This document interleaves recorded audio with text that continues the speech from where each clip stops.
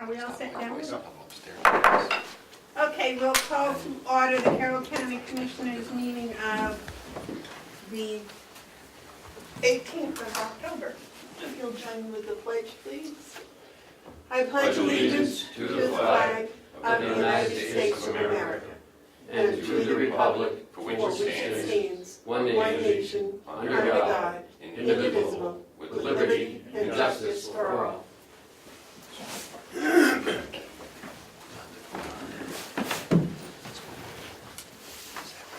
Minutes, gentlemen? I'll make a motion to accept the minutes of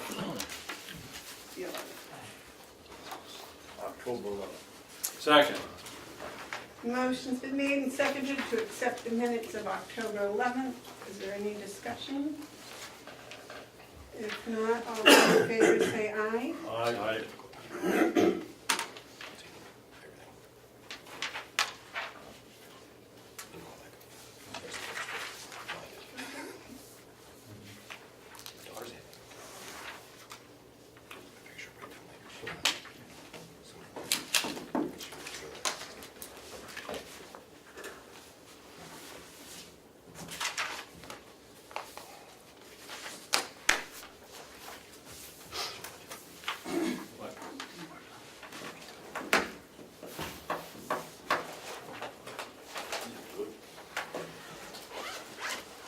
Yeah, good. Is there any public input? No public input? The first order of business is the jail consultant contract.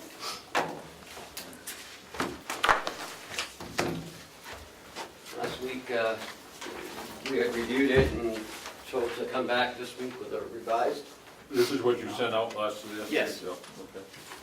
And there's 3 copies, so.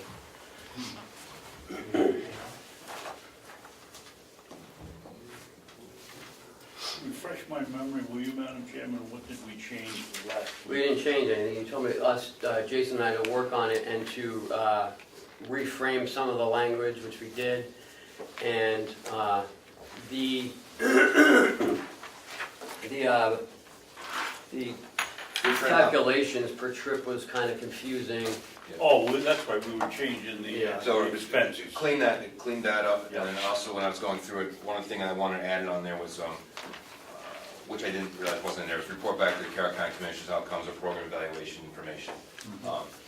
So the consultant will actually come over here and do that, which we would have done anyways, but I just want to make sure it was within this as well. Yeah. So I did add that in, and we cleaned up the compensation, and plus you have 3, actually, you actually have 3 original signed copies over there.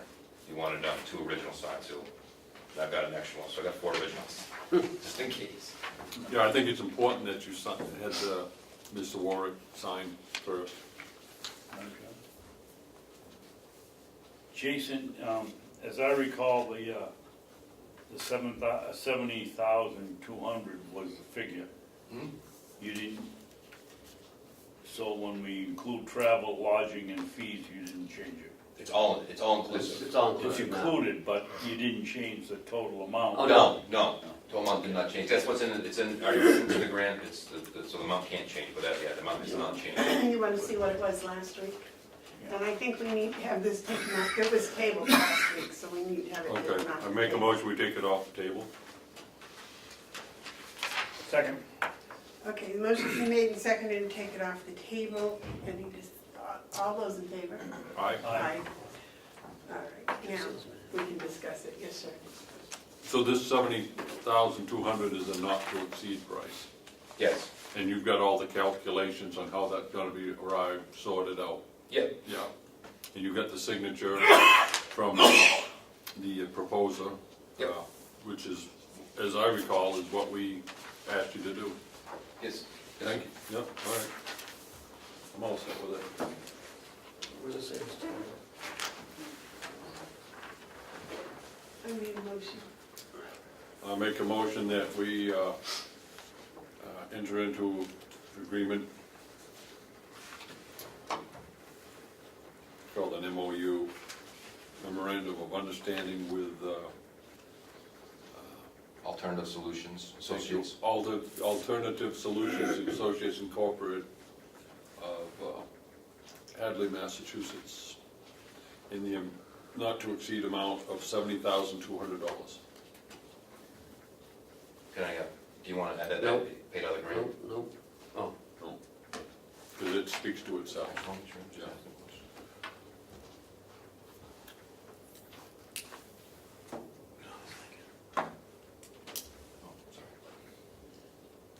I'll second that. okay. Is there any discussion? Yeah. The last paragraph. And provide documentation of spending by line item each month. This is our line item.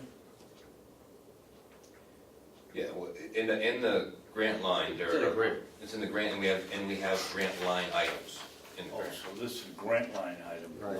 not our. Correct. Well, It is ours, but. it's a reimbursement. Right. We paid out, reimbursed by the feds. So they're gonna expect you to have those on the line item as well, I would think. Correct. Hmm, That has to be done so we can get reimbursed for it. right.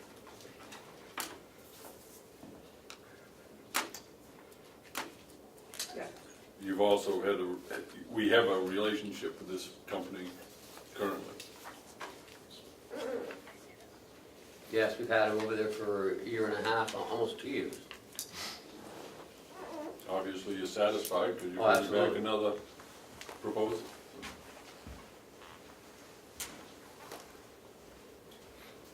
Is there any further discussion?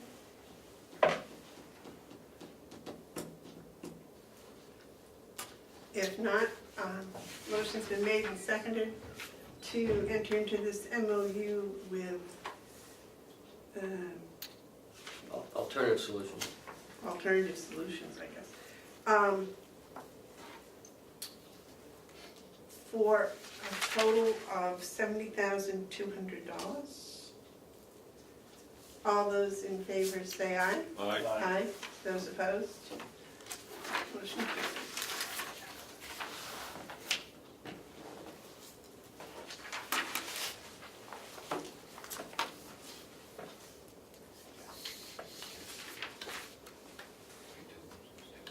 Yes. What I want to point out is the reason I like having the signature first so that our signatures last is now, Could we go two of them?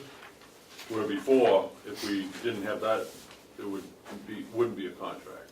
So our signatures, we make it a contract as of right now, Okay, thank you.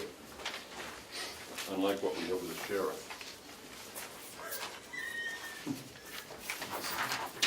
I'm glad Okay. you're getting beat up this week. Well, I thought you told me that. Well, maybe he has one. I think you need 3 copies? Oh, no, only two. Oh, you need 2. Do you want me to keep an original, or you want me to take original back to Kevin? You guys got 2 originals, don't you? You want a 3rd original? I'll send it to Oh, sorry. That's all right. you. And we're working with the contract book downstairs. Thank you.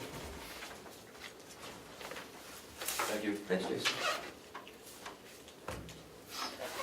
Any other comments for Jason before he leaves? No, initial group. Just trying to be mean, but I Cat died. Okay. Thank I do. Oh, wait a minute, Jason. Jason, the Public Works Department hasn't had a lot of inmates out to work because they're going to the programs, I assume, or else they don't meet the criteria to go. No, it's not because of the programs. Huh? It's not because of programs. We only have right now 3 females in the program that are wrapping up. And then next program will start for 2 weeks. We don't have a lot of sentenced inmates. You know what? Have a lot of sentenced inmates. We have a lot of pretrial inmates, but not a lot of sentenced inmates. And then they have to pass the criteria Yeah, to they go out if they've been sentenced. Yeah, you can make it down to minimum. And again, this is that time of year where we always are low on sentence between now and till just after the holidays. Why is that? Traditionally up here, the courts don't sentence them for during the holiday season. They wait till after the holiday season. We get a rush after Christmas. Jason, what about those from other jails that are here? Can they go out to work? Most of them we have are a pretrial. If they're sentenced, which we have before, we've used them. And the ones we get are from Rockingham County ladies, so when they've been sentenced, we have used them. Is there a way to get the ladies out more often? If they're sentenced. Yeah, we don't have many sentenced. Do you need They were out before doing weeding and other stuff. Do you need a female to go with them, like Joe? No, not necessarily. We just need, they can't be with the other farm crew. They have to be separate. So if we have sentenced females, they just take them out separately as needed, but we don't have any right now anyway, so. You don't have a female Joe? No. Although we have trained someone at the nursing home. Yeah, they've gone out and done some work with her. Right. Yes, sir. So pretrial inmates aren't eligible to work? No. Inside the facility, we will have them sign a pretrial waiver and do inside, but we won't sign them outside because they're still on bail. They still haven't been deemed by court of which way we're going here yet, so they're still in trial. They also have rights under the Constitution. Yeah, they can refuse not to go to work. And that's inside, we use a lot of kitchen, laundry, other places, but again, they sign a waiver saying that they're gonna follow the rules and stuff, but again, they can pull it in and then say, you know, I'm all done working. Sure. And, okay. David? Jason, not to hold you to any figure, but what is your prediction for the coming year for the average out? 3, 4? We're in a crisis here. We've got, or a small crisis. We've got the public works that's got to get the work done around here, and the delegation we put in, and they cut an extra person out. We have to know, that was last year. Yeah. We have to know, I have no way of predicting. I wish I could, but I have no way of predicting because it's whoever gets sentenced. With drug court coming in, you're gonna have alternative programs, so they may be out in the community, so we may see less. You may have them to bounce back for setbacks, so maybe we'll see some more. There's really no predictor of how they're going. Felonies first, you're seeing more people heading to the state prison because they're getting early case resolutions, so they're not spending as much time inside. I can't tell you. This past summer, we had up to almost 8 people out on different days. Do you And know at what- this time of year, we always did. Do you know what the average was for the last year? 6. For the entire year, about 6 inmates. Well, it was Per last year. day? Per day. If you average out for the entire year. And the year before that was like 5. It was a little less the year before. So this past year was a pretty decent year. And right now, we're in a lull, so this year might be less. But like I said, at one time we had 8 or more out this summer. We had a healthy population of sentenced inmates. We don't have a healthy population of sentenced. We have a lot of pretrial. So, based on the past couple of years, it's been an average of 5 per day? Yeah. Yes. It's a strange conversation because we actually, when we're looking at help that we need for public works, we're always rooting for more people to be in jail. Which is kind of counterintuitive of what we want to do. We want people to behave and not be in jail.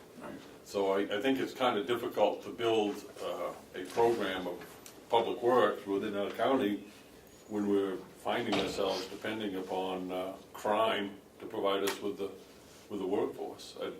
I think we ought to probably think about how we can address the need apart from the free labor. And we're in similar boat as several other jails right now. Same thing. They're seeing less sentence, a lot more pretrial, and a lot more people in and out very quickly. So like my intakes have gone up. Like last year's 1,200, about this year probably 1,500 in, about 1,500 out. So we're seeing more book-ins, book-outs. They're just very short duration time, and it's a lot of the jails are doing the same thing right now. In out, so we have to show the data that way. 'Cause we still have to feed them and everything else. There's much short duration of time. Low bail, quick resolutions. The courts right now don't believe that many people should be in jail. They believe everybody should be in programs of some sort rather than even though they've committed a crime. So right now the pendulum has swung this way a little bit. If eventually it'll come back to the middle, but I hope so. David? Jason, when you say in and out, what, if somebody gets caught drunk and they're arrested and they come in here and sober up by Sunday morning and they go, that's an in and out, right? if that from protective It custody. doesn't necessarily mean they've spent 1 or 2 or 3 or 4 days in jail. Not necessarily, no, because like protective custody out the next day, but if you get a charge, like a criminal charge, you still have to get arraigned and those kinds of things, so they could be there for a day or two, Okay. and then they're back out. Day or two back out, day or two back out. Once they go to court again, they may have bail up front, they're set by a bail commissioner, go to court, and then they change it to personal recognizant or just get released, so they're not spending a lot of time inside the facility. They're just in for a couple days and then back out. Following that, Jim? Yes. Jason, what would you estimate is the a reasonable amount of time for one of these check-in and check-outs? 30 minutes to process them in and 30 minutes out, or an hour? Or Depends how many have come in, but to process them in, to do all their paperwork, and if you're talking intake and medical and everything, it's a couple of hours to get each one of them in, because we have to have they have to have medically screened as well, to make sure there's no issues, so. So when you say 1,500 in and out, you're talking a lot of time. It's a lot of time, yeah. So you have to process them, and then when they process out, it's a little quicker, because it's paperwork and acceptable. We're also waiting around usually a lot of times for a bail commissioner, they have to be changed out, so it's a lot of time. And it's still, again, they're there long enough to be fed too for a couple of days, so, your meals back and forth as well. And you have to change the bedding, and you have to clean the cell, and you have to... It's just on this conversation, I don't need a response, I'm gonna just kind of make a observation. We're seeing our law enforcement and our prosecutions become a little, especially prosecution, becoming more assertive, and I like that, but I still scratch my head wondering why the courts are so lenient in the sentencing. I don't understand it, but it just seems to me that we're doing the right job of policing, enforcing, prosecuting. It goes to courts, and it's like they send a message that sometimes crime does pay. Anything you have for us? Nope. Okay. That's it. Thank you. Thank you, Jason, very much for coming over. Next is the repeater tower. And I think this was also tabled. Make a motion, take it off the table. Motion's been made and seconded to take the repeater tower off the table. It was asked that he rewrite There's another table. the terms and equipment. Because of- Okay. He does have. Oh, he does? Yeah. Yeah, we just got this morning. It may confuse you even more, but we did come up with a 6-month payment plan instead of a monthly payment plan. We'll save the time writing checks every month, every quarter. So it'll be 2 payments a year. Okay. I apparently don't have the updated. This is, you just handed it to me, you probably should have a staple on it now. Just so we don't lose it, because this is original, this has original signature. So what do we got here? Last week's original? Yeah, last week, he just brought it, so I didn't have it. Just gave you one I have a copy. paper You clip, only if have that'll one. help. I think we should take a moment and make sufficient copies. Okay. But that one satisfies my only concern. Okay, and did you rewrote something, right? Where's the 6 month? It's right in it. I was complaining about the content where it said 2 years increased by $25 on the remaining years.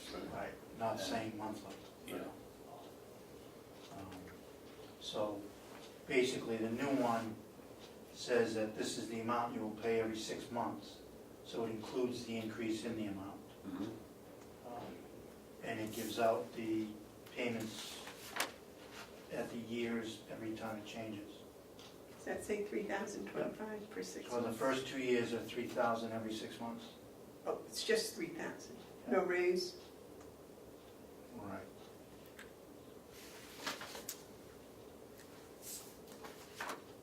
$3,000 every 6 months, so it's 6,000 total for the year. And then after 3 years? And then the third year would be $3,150 every 6 months. Dom, does Kenny supply the generator for Yeah. backup power if it's needed? Fourth year is $3,300. Okay. The fifth year is $3,450.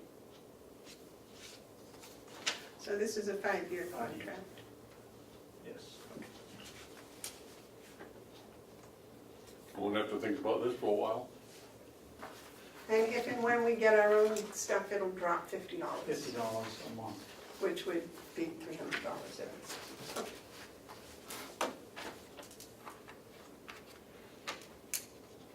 Gentlemen, I guess we need a motion for that? Well, I want to see the new contract. He's bringing up the new language. You fix it.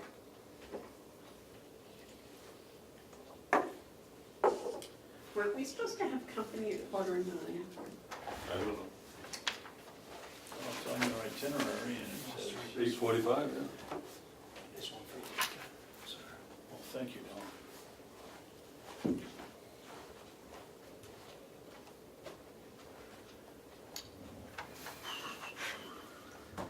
Did you find out, I maybe it's gone, that we were told there was a first responders day going to happen. I thought it was the 22nd of October. Still have not heard or seen it. This was supposed to be where? Where was it supposed to be? Madison, I thought, but I'm not 100% sure. No, I had not heard one in Madison. Or anywhere in what I Pacific. mean, Danforth Bay has a first responders parade type of thing. Oh my They goodness. had that at the end of the session. But that- Greensboro has their open house day. They had that. Copy, Thank you. copy. I have the original, so if we're signing, we can sign that. And that's for the record.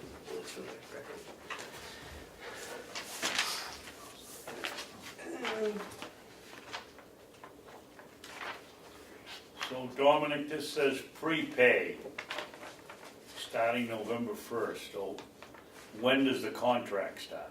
November 1st. Contract starts November 1st, but Well, then if we pay, if we pay November 1st, we're not prepaying. right, no, I will address that issue. But It's just a word, it's, Well, yeah, we're paying ahead. Right, yeah. we won't be paying in November because it's not in the budget yet.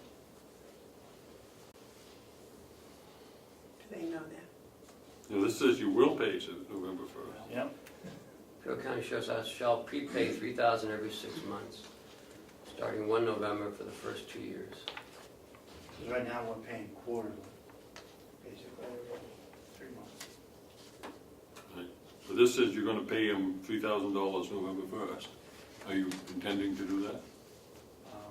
Can you do a line item transfer to do that? No, because normally we would only be paying, I believe, November, December, October, November, December maybe, to finish out this year. So they've already been paid? I did not catch that. Have they been paid October 1st? No, they've been paid up till now. Because you do it monthly? Yeah, well, every 3 months. All right, so you owe him for November, December, and the 2017 budget? Okay, so what you're saying is you don't have the 3,000 to pay him November 1st in your budget? Well, now you're paying for 6 months. For 6 We're months, going into right. 2018. The judge is not So you're gonna be going to catch that, March? so. Do you have the budget? Consultation. Do you have the money in the 2017 budget? To pay 6 months, no. No, to pay 2 months, Yes. until the first of the year. And then the first of the year, start your 6-month cycle. Well, I mean, if No, the 6 contract months says starts November 1st. we would have to change that. Address that issue. All right. Yes, It won't be a problem. Why do you change it to 6 months? That was just. Did you ask him for that? or? He asked me, and I went into the business office. It shouldn't be a problem, but I did forget to address the issue of finishing up the year. Oh, okay. Dominic, wouldn't it be easier for us to change this, to pay him for November and December, and start with 6 months in January 1st? And then we're on a yearly Yes. budget. Yes, hindsight, yes. Okay, so here's something. The contract that we have currently with them ends what day? 30th of October. Okay, so take the current contract you have and just get an agreement to extend it 2 months at the same rate. Rework this starting and make this contract in line with our cycle, January, beginning for 5 years. And then we put this in, make this first payment January 1st. Yep. So just do a 2-month extension until we get this all worked out. And I don't think that's, Is my suggestion that confusing? well, I thought it was mine. Well, I think it's a Okay, great but idea. anyways, we'll go on with this. it's such a great idea, I thought it was mine. Well, usually it's Ken. Usually I take credit for it. No, but I think that solves it for us, and it also gets us into a budget cycle. Mm. So we're not overlapping when we get to the end of the year. Dominic, will That's a great Mr. idea. Kenny be happy with that, do you think? Yeah, I don't see a problem with that. We'll let him have it, he thinks it was his. So, once again, we'll ask you, Back next week. yes. All We right, like okay. having you come to visit us. So you'll do it, finish up this year. And But then, we should hold these for next week so And we can start- sign this. No, because that'll all change, all your payments, see where it says prepay November 1st? Oh, yeah. We're not gonna do that. so then we'll start, and that way you can put it in your budget for next year and, okay. That won't mess your budget up. He's staying for the state guy. Yeah, but they're not coming until 9:30 now, so, Excuse me, 9:30. I thought it was 8:45. I thought so too, but it's not. Be along the line at Dunkin' Donuts. No, because we tried for 10, but someone was at 10, so we Yeah, went to I, 9:30. that was my mistake, so, I thought we We'll let changed you it have one. to 8:45, but So what did you say it is now? 9:30, 9:30. right? The yellow folder, the transfer fund. Yes, we can do that if you want. And the people are not here for the presentations. What about the transfer of funds over? Hey, that's a great idea. Huh? So I've got 3 requests for transfers. Number 11 of the year is a $42,000 transfer for overtime in nursing. We've had a lot of call-outs, vacation sick, and covering for FMLAs. So we've used a lot of overtime this year. Is this 42,000 gonna get you through the year? Yes. Ken, didn't we Well, that's just quite do a overtime? change, isn't it? No. That was for the sheriff. That's quite a, Time for the sheriff, okay, I got you. that's quite a percentage change, isn't it? Yes. I mean, it's almost 25%. But, you know, last year we had a great year for overtime. The year before was more than that. So, You know. You know, it's just hard to nail down.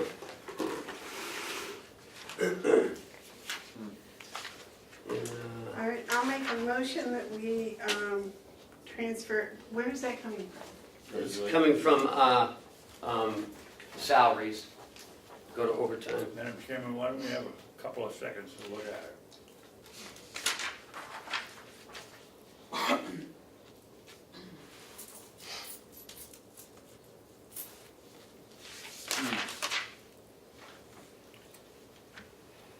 How's that gonna affect our salary? Are we running the risk of not having enough money? No, oh no. No.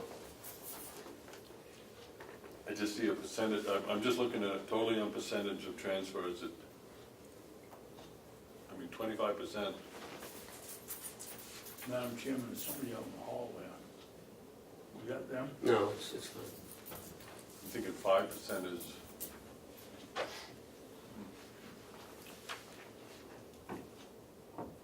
Who is that?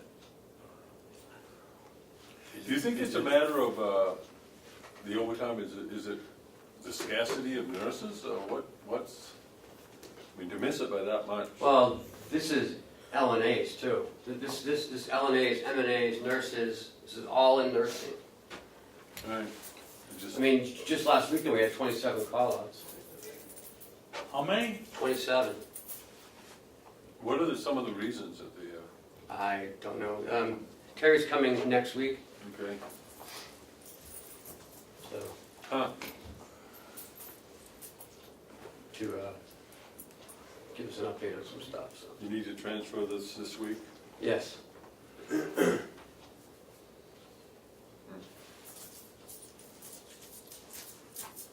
I wait a motion, Chairman.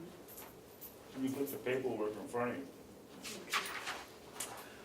I'll make a motion that we transfer $42,000 from county line 35140-007 to county line 35140-005 for the purpose of overtime, transferred from the salary line at Mountain View. Seconded.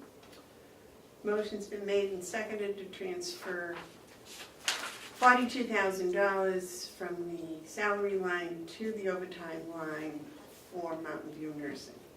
Any discussion? Yes. So we've spent $182,000 through 9 months, which is about $20,000 a month. Is that correct? Right. Yep. And so you're anticipating that to continue for Yes. another 2 months? Gosh, I'd like to think it wouldn't. I'm tempted to make an amendment motion to have that, and if we need the second half, bring it back. My problem is that's a large percentage to transfer. I mean, the need's there, that's for sure, but I don't know. You got it in the salary line? Yes. Oh yeah. Okay.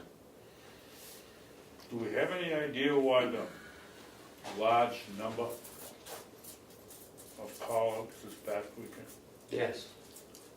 Holiday? I can't share it in an open meeting. Okay. Okay, so what I want to do is make an amendment that we reduce that amount from 42,000 to 21,000.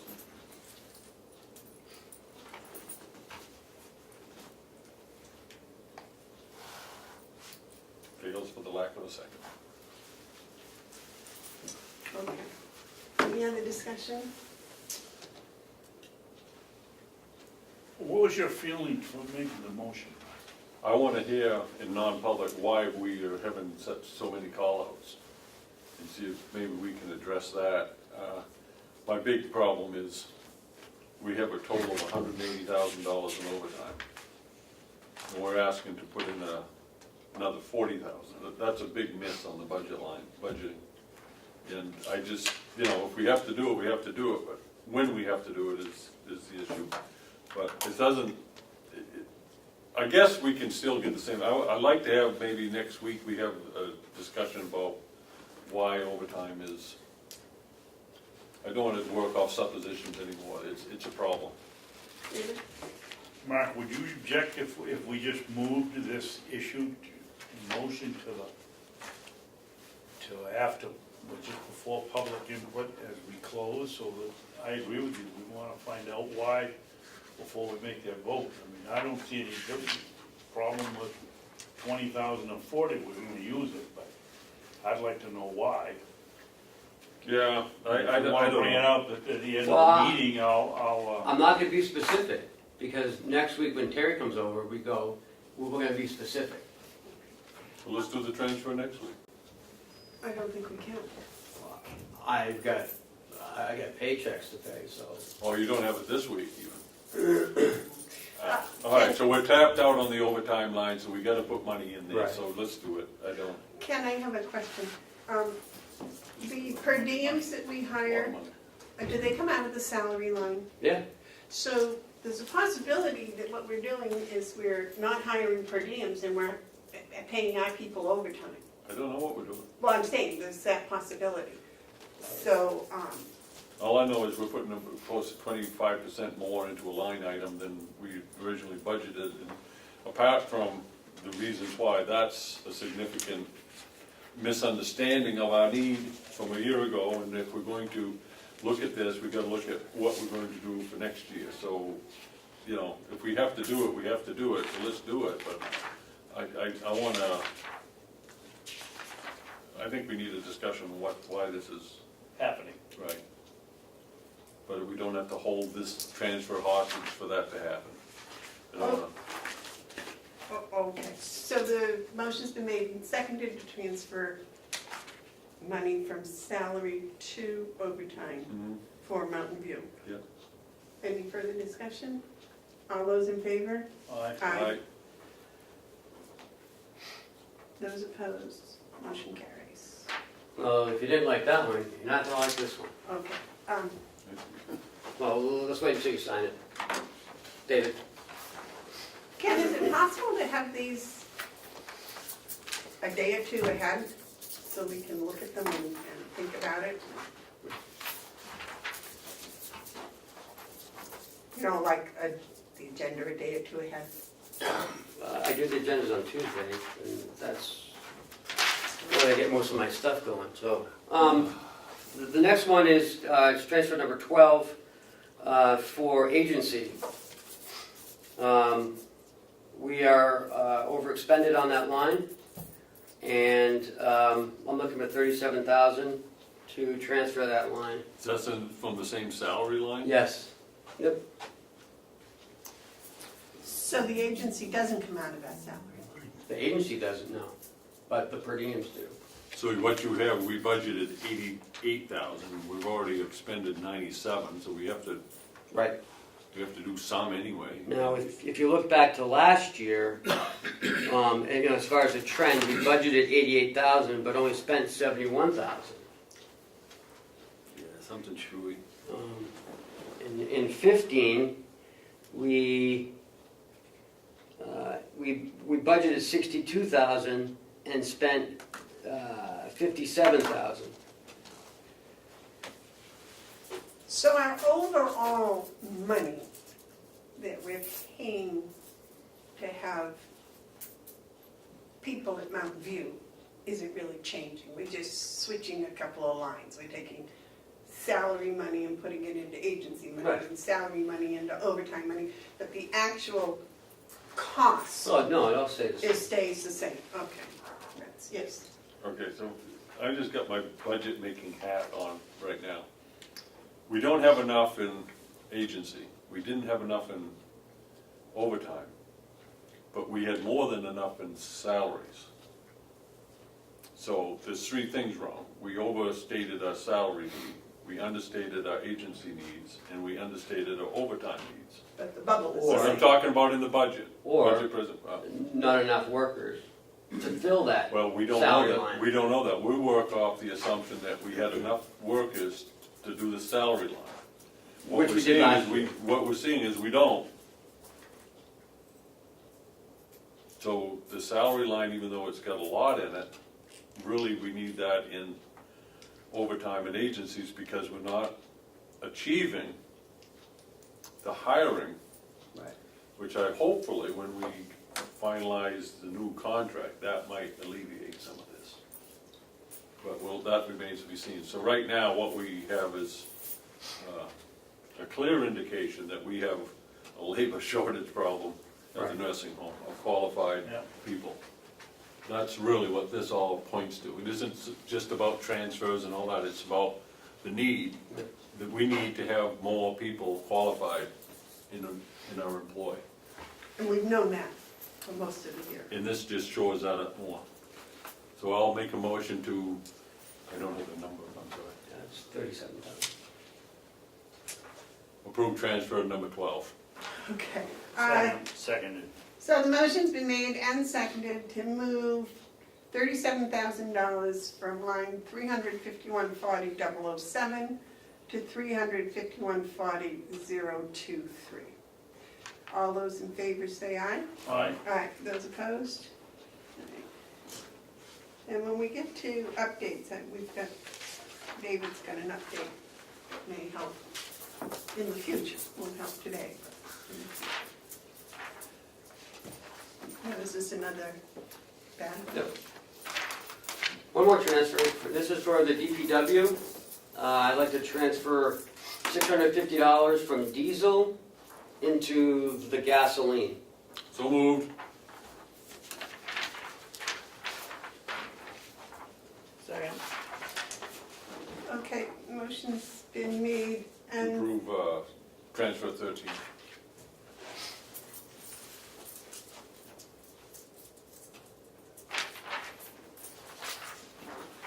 motion's been made to move $650 from line 1,041.93.065 to county line item 141.93.062. I think I made a mistake on the first one, it was 100.4193.065. For $650. All those in favor? Aye. Aye. Those opposed? How long does it take for the executive committee to meet on these? They have 30 days according to their policy. David? Are they on top of all the ones we've made Yes. previously? Yes. They're going to hear these at the next, they're going to hear these at the next meeting, I thought I just did. which is on the 30th, from, it's been posted. October 30th. Yes. At 9 a.m. Thank you, sir.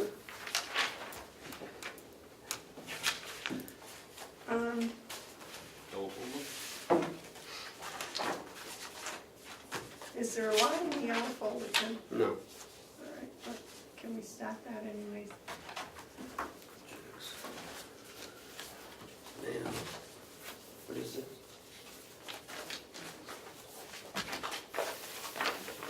Oh. I don't know who asked for that.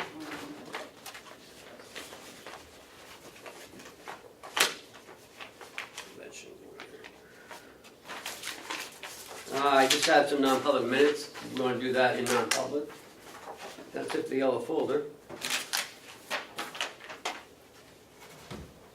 No Hale stuff today? Nope.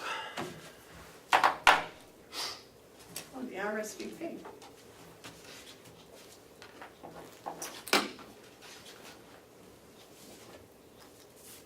Okay, you want to do administrator updates? Sure. Seeing how it's getting towards the end of the year, I'm starting to get in renewal rates. And this is our workers' comp program. On workers' comp, we have an increase of 2.3% from last year. And it's going from $364, $375 to $372, $669. $12,000? No, $8,000. $8,294. Unemployment compensation, it went down 8.1%. So that's going to reduce it from $22,974 to $21,118, or $1,856 reduction, Can you give me that percentage again? 8.1% Down? down. That's a reflection of a working state. Yeah. Yeah. I'm starting to get in the budgets from department heads. We'll start with you in November. The first November 1st will be when the budgets will start coming to you to go over with me and the department head. And we have to have it done December 1st, Mm-hmm. but that'll be regular meetings. Yes. Mark, you have a Yeah. question? I did it. I forgot it. Oh, no, I got it. It left. I hate that. Yes. Do we get notice on what we can expect for health insurance premium increases? No. We don't get that? We don't get it till probably February, the actual rate. We will get a not to exceed amount. Last year they came in at 13%, not to exceed, and we went at 4%. So I don't see it going up any higher than that this year as well, but I don't know what our trends have been. Town of Conway, the school district of Conway was told to look for 15%, Yeah. which is, that breaks the bank. Yeah. But it's always less than what they asked for. Yeah, I have a problem with that, because everyone knows it's gonna be less, but they pretend that it isn't going to be, and then they brag about having a surplus, because that really is a way of padding the budget. The school district is gonna have a 15%, that equates to $600,000. Mhm. But then they come in, it's 800, then they brag about how they saved 300 off the budget. Well, Yeah. it's not really the way to do it. I'd like to have realistic numbers before we set the budget, but it's impossible to get it from the insurance companies. DPW is a concern that I have because of the jail inmates. I don't know why we're running a DPW with inmate labor. I know why, but things are changing. Things are not as they used to be. The drug court is going to have an impact on us. Light sentencing? Yeah. So I'm going to bring to you in the DPW budget another full-time position. Because we can't keep operating with just 2 people and 1 inmate. I mean, maybe even 2 inmates is really difficult to, when you're plowing, sanding, removing snow from the sidewalks. We could get machinery that would help us with that, to help eliminate that physical labor part. Like we could get a bobcat with a snow thrower the size of the walkways. That way we wouldn't need inmate labor, we'd have the machinery do it. At what cost? About $56,000. And they last about 7 years, I don't know. so there's 8,000 a year. Why does it only last 7 years? We've had that tractor How forever. old is your truck? Well, let's not use that as an example. Oh, okay. Well, although it still runs, right? Mine It doesn't look nice, but it still gets you to where you want to go. Same thing with a bobcat. Yeah. Hit a rock or dent something, it'll still run. Well, I was just thinking of the way IRS looks at things, they usually 7 years. Oh, well, the way they look at things and the way we look at things are totally different. They look at your truck, they're gonna put you on welfare.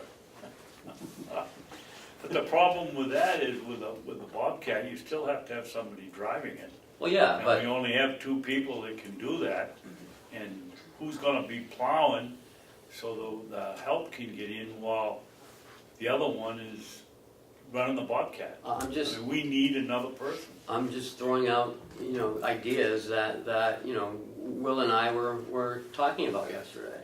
Oh, I thought the machinery was to replace the inmates, not another person, because it would probably create the need for another person, especially if they get one of those little spreaders, because they have to run the Bobcat, and then they have to run one of those spreaders behind it on the sidewalks. Yeah, I mean, I don't know, you know, Mark? Yeah, this is a great example, opportunity to do the 3 steps of a needs-based budget. Ken and Will have identified the need. We need to plow, we need to sand, we need to take care of the facilities, so there's a need there. Second step is how do you propose to fulfill the need in both programs and budget? That's the second thing, and that's where we're at now. And the third one is, can we afford to? And I think that's where we'll be headed to. So I think you should build a budget based on how you plan on fulfilling the need. I think it's also short-sighted and not very good planning to either plan for or hope for, which is even worse, prisoners to be able to do it so that we don't have to spend money. I think it's a mistake to build a program based on inmate labor. That could be something that might factor in, but then we can call that good fortune or gravy as it pertains to the budget, but it's not good fortune or gravy when we talk about putting someone in jail. So we need to separate the two things. We need to build a budget based on how is the best way to fulfill the need. And it's not in the best interest to depend on a labor force that's not going to be there, or is not dependable to be there. Hopefully they're there, but they're not dependable to get outside. Well, yeah, the thing is I don't want them going over. I don't want to find myself hoping that we have prisoners to work for free. Well, we're working really hard not to have prisoners in there. We've come up with these programs and So it's counterintuitive to think, well, hopefully we'll have prisoners. Well, hopefully we won't. when we're working with drug court, So I- we're working with these other things to get them back into the communities. So the proper way to do it is base your solution on meeting the need, and don't count on inmate labor. So you are putting into the DPW budget another full-time employee? yes. Yeah, I support that. I don't know how well we'll do through the process, but, I mean, the need's there. Well, at some point, there aren't gonna be any inmates. At some point, whether it's this year, next year, Well, there are days when there are no inmates that can come out. or one. Yeah, we might have one. Like yesterday, we had one, or two. Yeah, Yes, we had that's two. right. But But, there are days that there's none. mhm. All right. And that's all I have. All right. Commissioners' updates? I wasn't quite ready for that one. You want to tell them about last night? We had the Cooperative Extension Advisory Council last night. Amanda is the Wolfboro representative, and I'm the commissioner's representative. And we had the dean of the college there to talk about what the plans are.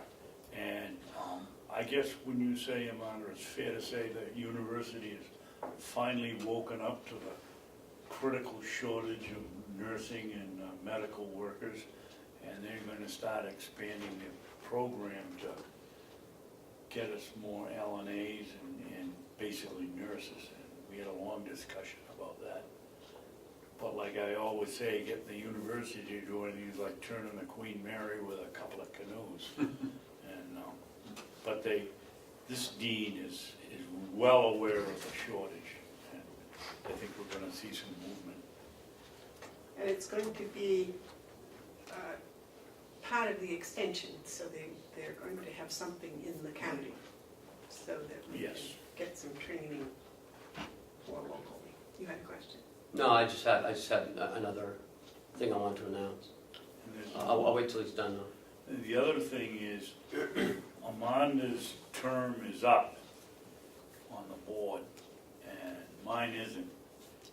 But because of political correctness at the university, they have all kinds of regulations of who can follow whom, and they decided that Amanda could take over as the commissioner's representative, and I could be the Ossipee representative if you two want to do that. Sure. Sure. And then if you want to continue it. Sure. So I would plan on doing that. As long as you want to be the Ossipee. Okay. Yes, sir. I just want to let you all know that at 8:36 this morning, Commissioner Leo Lazar passed away. Oh, no. Was that was he? He's been in hospital for a couple weeks now. Oh, I didn't know that. Oh. Commissioner, Leo Lazar. I know, I was in the Senate with him back in '85. Yeah. What a good guy. Yep. He used to be my neighbor. And, I'm sorry to hear that. me too. Sorry to hear that. I hope, no, I'm sure it will be. Any other commissioner updates? I'll wait until later, if we can go back to it. All right. We do have our guests. I believe we have guests here today. Well, Mr. Proctor, you want to do the introductions, Kim? I will. Okay, Okay, sure. Dominic will do it. Okay. Director Quinn, New Hampshire Department of Safety. good morning. Good morning. Commissioners and Bevard. Good morning. Mr. Babson. Good morning, sir. Council. Good morning, sir. Good morning, sir. And Robert Shosley, County Administrator. Hello, how are you, sir? Good morning. And you are? Cheryl Loren. Cheryl. Nice to meet you. Where would you like me to sit? Anywhere that you're comfortable over there. Actually, if you sit on the side by where Dominic is, then Sure. the camera can get your profile. Okay. And I brought with me Lieutenant Joseph Bevard.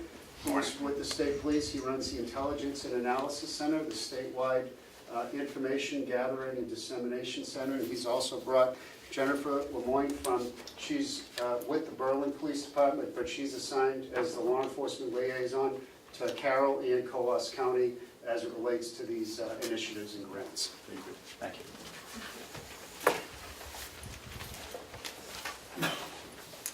So I am happy to answer whatever questions that I can.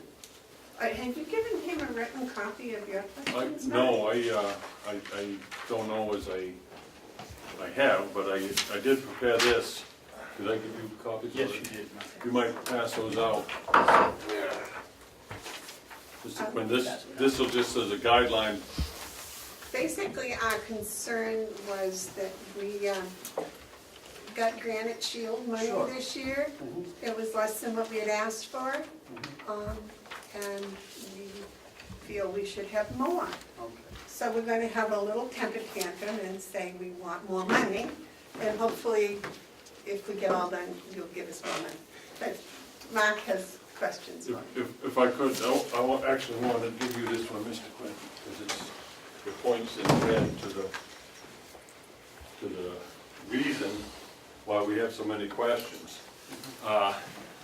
Working from the top down, we see that the population in New Hampshire, Carroll County and Hillsborough County, Sure. and we see the percentages of each. Mhm.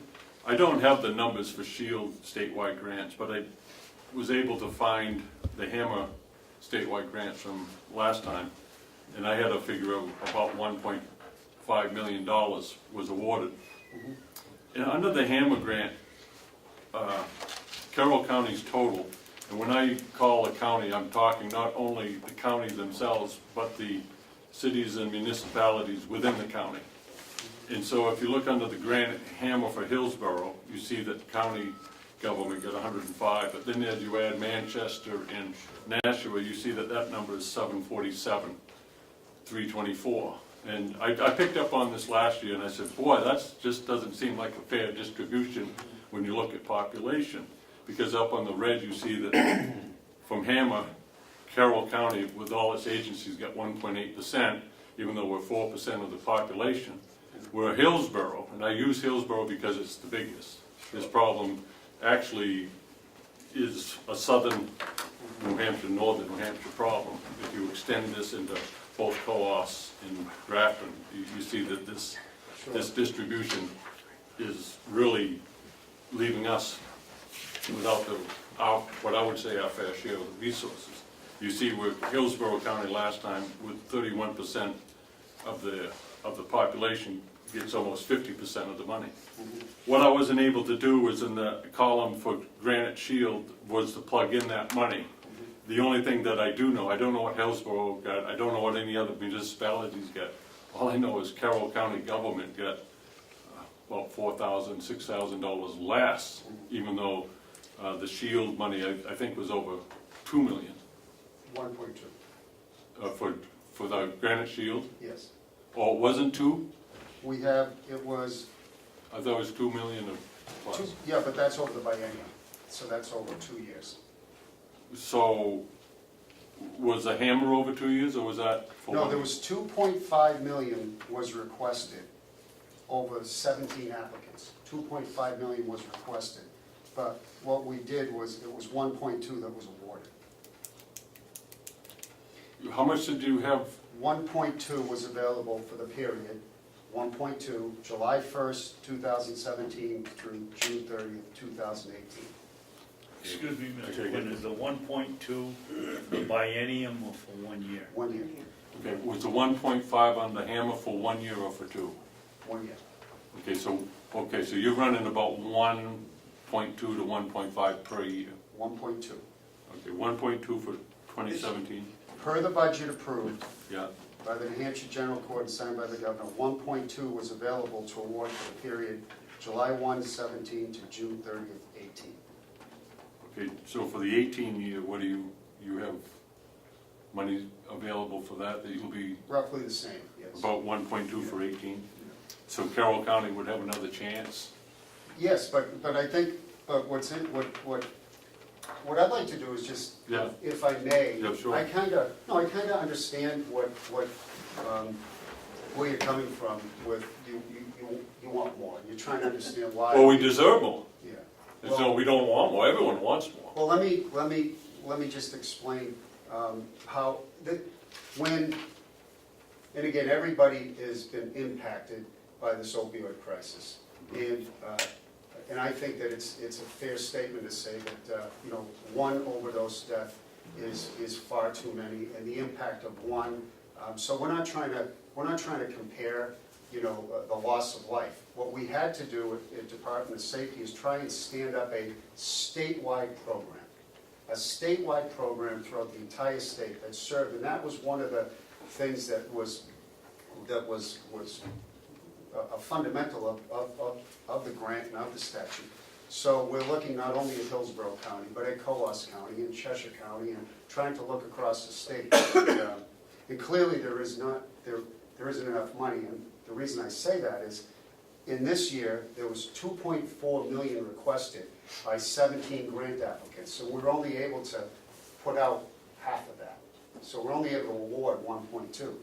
I think what I would like to explain to you is, the grant is not just on metrics, population itself, but the grant, if you read 21P 66, there are requirements: information sharing, regionalization, not only patrol work, but working with drug task forces and undercover operations, and the ability to take these cases not only from the county, but to also work together collectively with the DEA and others to get to the source of supplies. So I will tell you that nobody received what they asked for, this grant. So everybody asked for a little more, but they didn't get what they wanted. Now, what I will tell you is this: in the short time, and we're calling it Granite Shield as opposed to Granite Hammer. The first year that we stood this up, and again, I would say that everybody that worked on this did a remarkable job, because we had to get this grant up, we had to get the requirements, we've had to get the money out, dispersed, but get all these agencies working together. And Carroll County's done a good job. And and I've worked very closely with the sheriff, and I know that it's something that it's new up here. They had to get together, and now they've expanded their agencies. So now what they've got working together, Granite Shield 1, they had, X amount of departments, but now I have my attachment. I know in the second grant now, they've added several more departments that are working with them. They've now added Bartlett, Conway, Effingham, Jackson, Madison, Marlboro, Ossipee, Sandwich, Tamworth, Tuftonboro, Wakefield, and Wolfboro. Now, are any of those communities getting additional grant money? No. Because I noticed that Manchester and Nashua under Hammer Sure. got additional money. They did. But so what you're saying is last year we had 26,000 for the whole county. Yep. And this year we're gonna get 20,000, even though we've added more agencies' participation. That's correct, but it isn't just on metrics. Well, let me explain, Mr. Hounsell. So what they're looking at, and again, by the statute, there's a committee that has to look at, has to review the grant applications. Now, this is no easy task when you've got to look at the entire state, and you've got to look at what is it, what is the problem, what is the plan, and what are the resources, and what is the ability to take this and to actually move it. And that's how they had to review all of these. And I will tell you that there were several groups that had grants awarded last time, applied this time and got no dollars. Got no dollars. So it's very hard when you're looking at it, but there are many agencies that that got half of what they asked for, somewhat consistent with what's happened here. But when you look at just metrics alone and population, what we want when we're going to award this money is we want to look at a couple things. And you can read the statute when, at your own leisure, but we want to look at what is the problem, what are the resources, not just we've got all these departments, but within those departments, what do you have for resources and the ability to go out and further these investigations, cultivate these informants, do these type of regional drug enforcement operations. And one of the things that I've been working with the sheriff on is, and again, and I know Lieutenant Ebert, who's sitting behind me, he's been up here, and what you've done in a short time has been very good. Now, moving forward, there is more resources that I think might be needed up here. And I've talked to the sheriff, because to do these covert operations, you need special resources. And I've talked to, this morning I talked to Commissioner John Barthos, my boss. He's going to be meeting with the Attorney General, and he wanted me to tell you today that one of the things he's going to discuss is the support needed in Carroll County by the New Hampshire Drug Task Force. This morning I talked to the agent in charge of the DEA, and I told him I was coming up here, and he said if anyone in Carroll County needs our support for these investigations, that he would be willing to offer the support. We have a statewide drug unit, the NIU. So these cases, what you want to do is, not only do you want to take this money, but you want to have a plan. You want to have a plan for how you're going to spend it. Now, again, what I ask of you is the support as we continue this grant, because clearly, in the grant, you received less than half of what you asked for. Many other departments did. When you look at what we've done on a statewide, I would say statewide strategy is now we have 1, 2, 3, 4, 5, 6, 7, 8, 9, 10, 11, 12, 13. We've got 14 grant recipients. And out of those 14 that have been awarded state dollars, they're all working. There's 65 individual departments working with those 14 that get a piece of these dollars, and we're contributing all the information to the Intelligence and Analysis Center.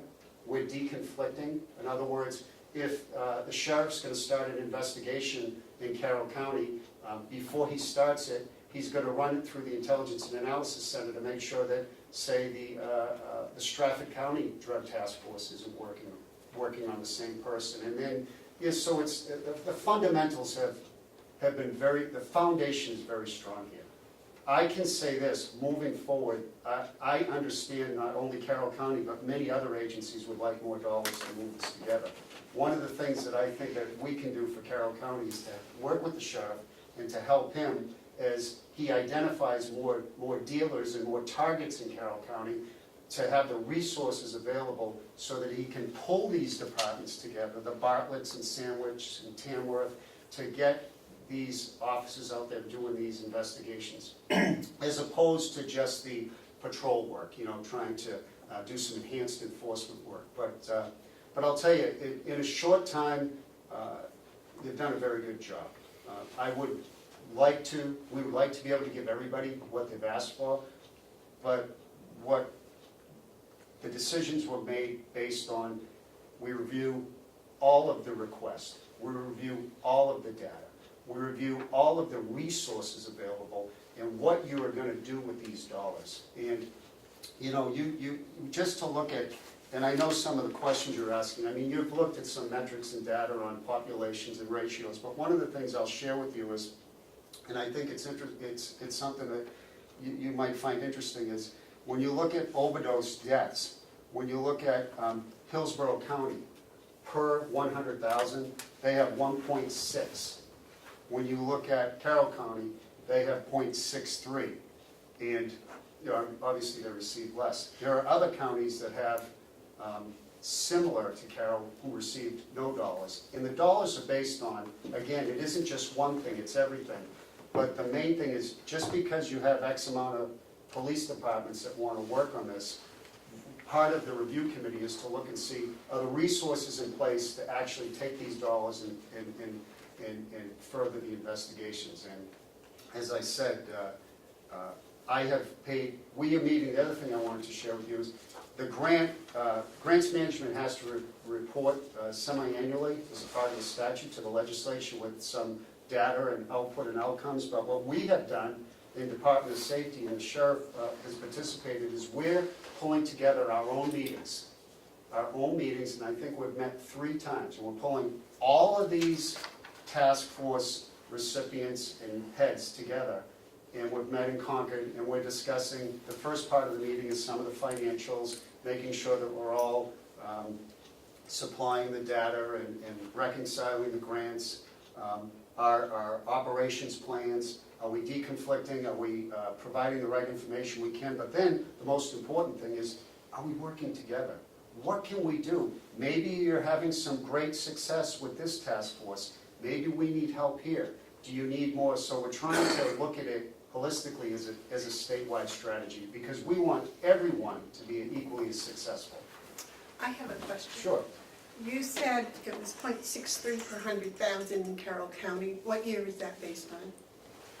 So those numbers are coming out of the June drug monitoring initiative, and you hear some of the statistics that the assistant commissioner is referencing, and I would encourage you to take a look at that drug monitoring initiative. Well, I don't think it's correct, Okay. because we have less than 50,000 people in Carroll County, and I personally know of two people that drug overdosed in the first 4 months of this year. Sure, I'd be So happy that's to. 2. That would be 4 per 100,000. Sure, I'd be happy to take a look at that and explore it more, but keep in mind that this is going, the drug monitoring initiative is looking by numbers by month. So you're looking at the month of June. So that is 0.63 per 100,000 per month. That's correct. But again, I'd be happy to bring that up and take a look at the statistic further with you.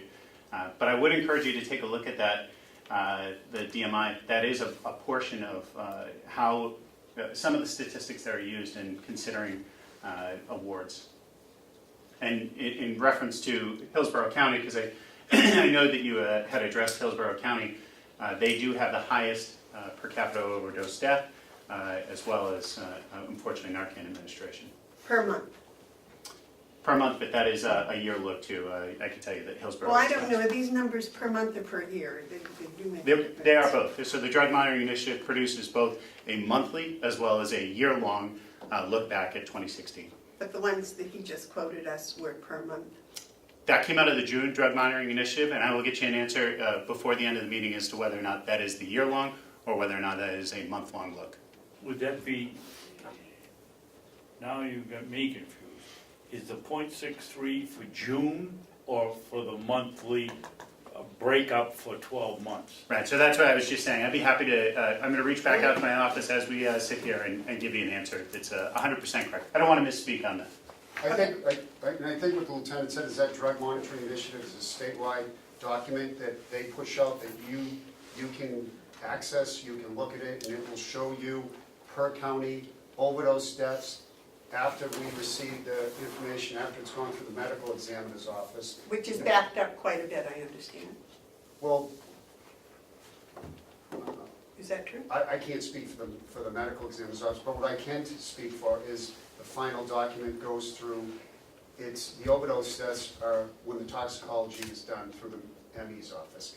The Narcan administrations, all that information is coming through EMS, the TEMSIS data, but if you look at that document, you will have an overview of the entire state based on gender and population, and so I think you. I hate to sound selfish, Yeah. but I am more concerned about the people here in Carroll County that are dying.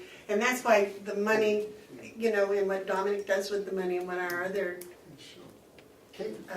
police officers do with the money, I think they've been making fantastic strides, but they need more. They Yeah, need and- to be able to do more of these investigations, and they need more money to do that. And before I go to Mr. Hounsell's questions, I just want you to know that we are equally as committed to assist Carroll County in all counties. So we're looking statewide, but I understand your frustration, and this has been a terrible crisis that's impacted, you know, all counties. So we're here to support you, and I agree with you. They have done some tremendous work. They will continue to do tremendous work, and we're going to be there to support them and help them as they build on what they've already done, what they've already started to do. So we want to be a partner with you, but again, there are others that we weren't able to give the amounts that everybody requested to everybody. Well, I get a few things to address, so just bear with me. First of all, I really want to thank you for being here. Sure. It's quite a statement from the Sununu's administration to this whole issue, and also to your department, your commissioners. I thank you for that, because we all have to work through this together, because it is a statewide problem, and I know that you appreciate our focus on Carroll County. Well, I wanted just to talk to you a little bit about your matrix.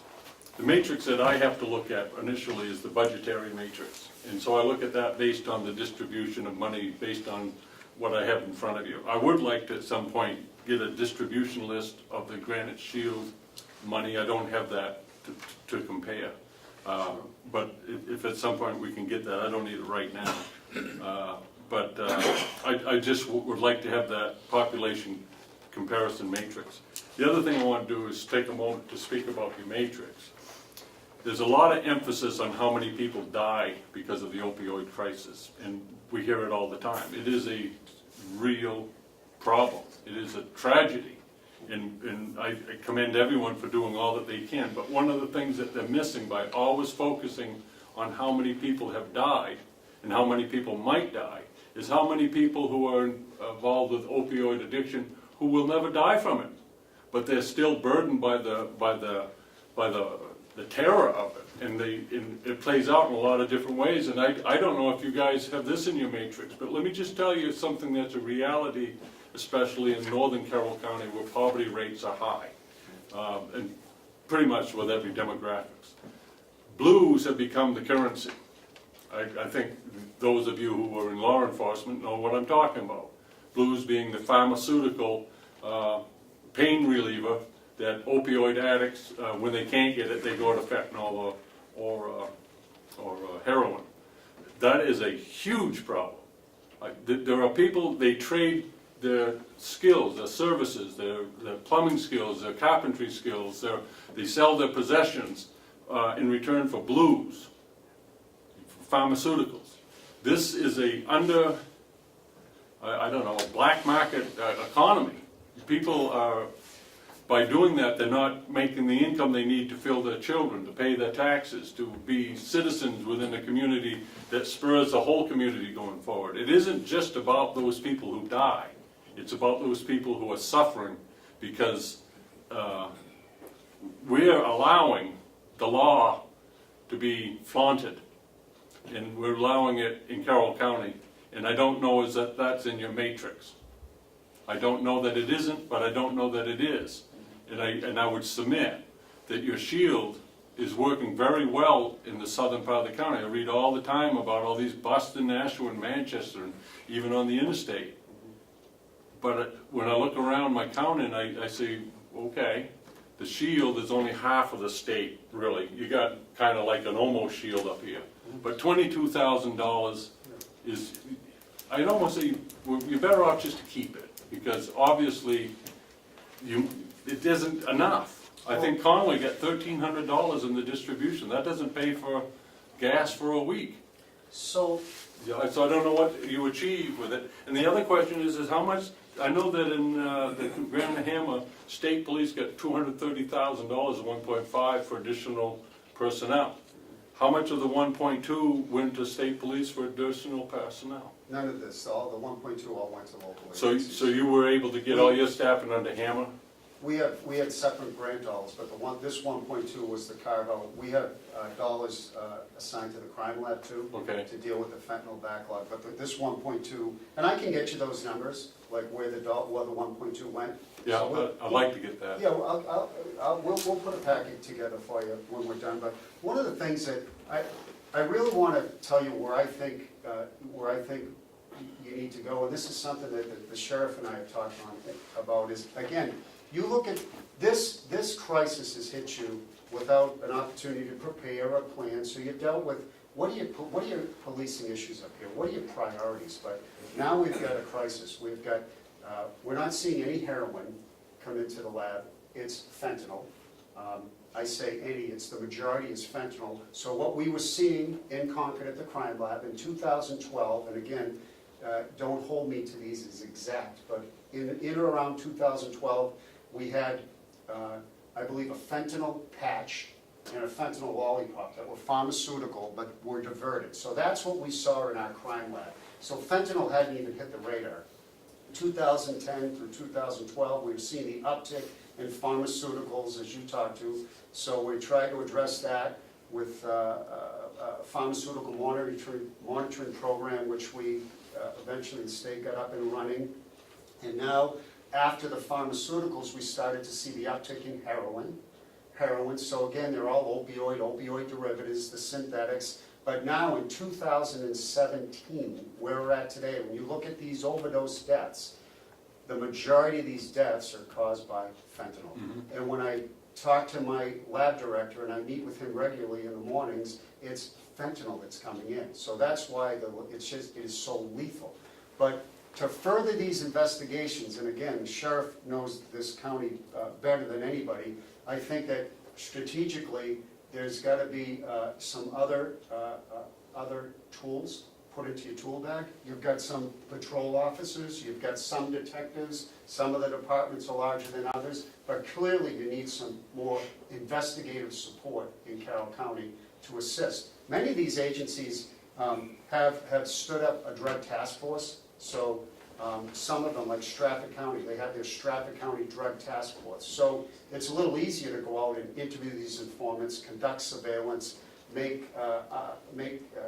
controlled purchases of drugs, do search warrants. I mean, that's all a part of this. So again, I know you've done some great work. I know that there's one of the departments is working directly with the drug task force. I know the sheriff does, but again, that's one of the things that we've discussed is how do we better assist Carroll County in combating this issue here.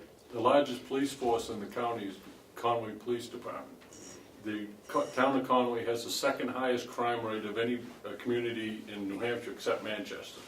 It's really kind of bizarre when you think about it because it's not really talked about that much. When you speak with Chief Wagner, he has put together a department based on it being a reactionary force.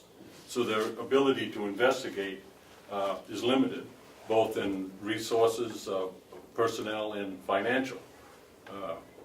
There's not any opportunity for them really to investigate to the degree that you're speaking of. That's a reality. Your second largest crime community in the state hasn't enough local resources to investigate. I want you to just think on that for a while. Well, I I can't. mean, when we get $22,000 for the county, and Conway gets 1,800 of it, 1,300 of it, it's I guess it makes for a good headline, but it doesn't get any work done. Sure. You know, if you had 14 applicants for this Granite Shield money, that would be $80,000 per applicant. That's, but I have to tell you, Ms. Burke,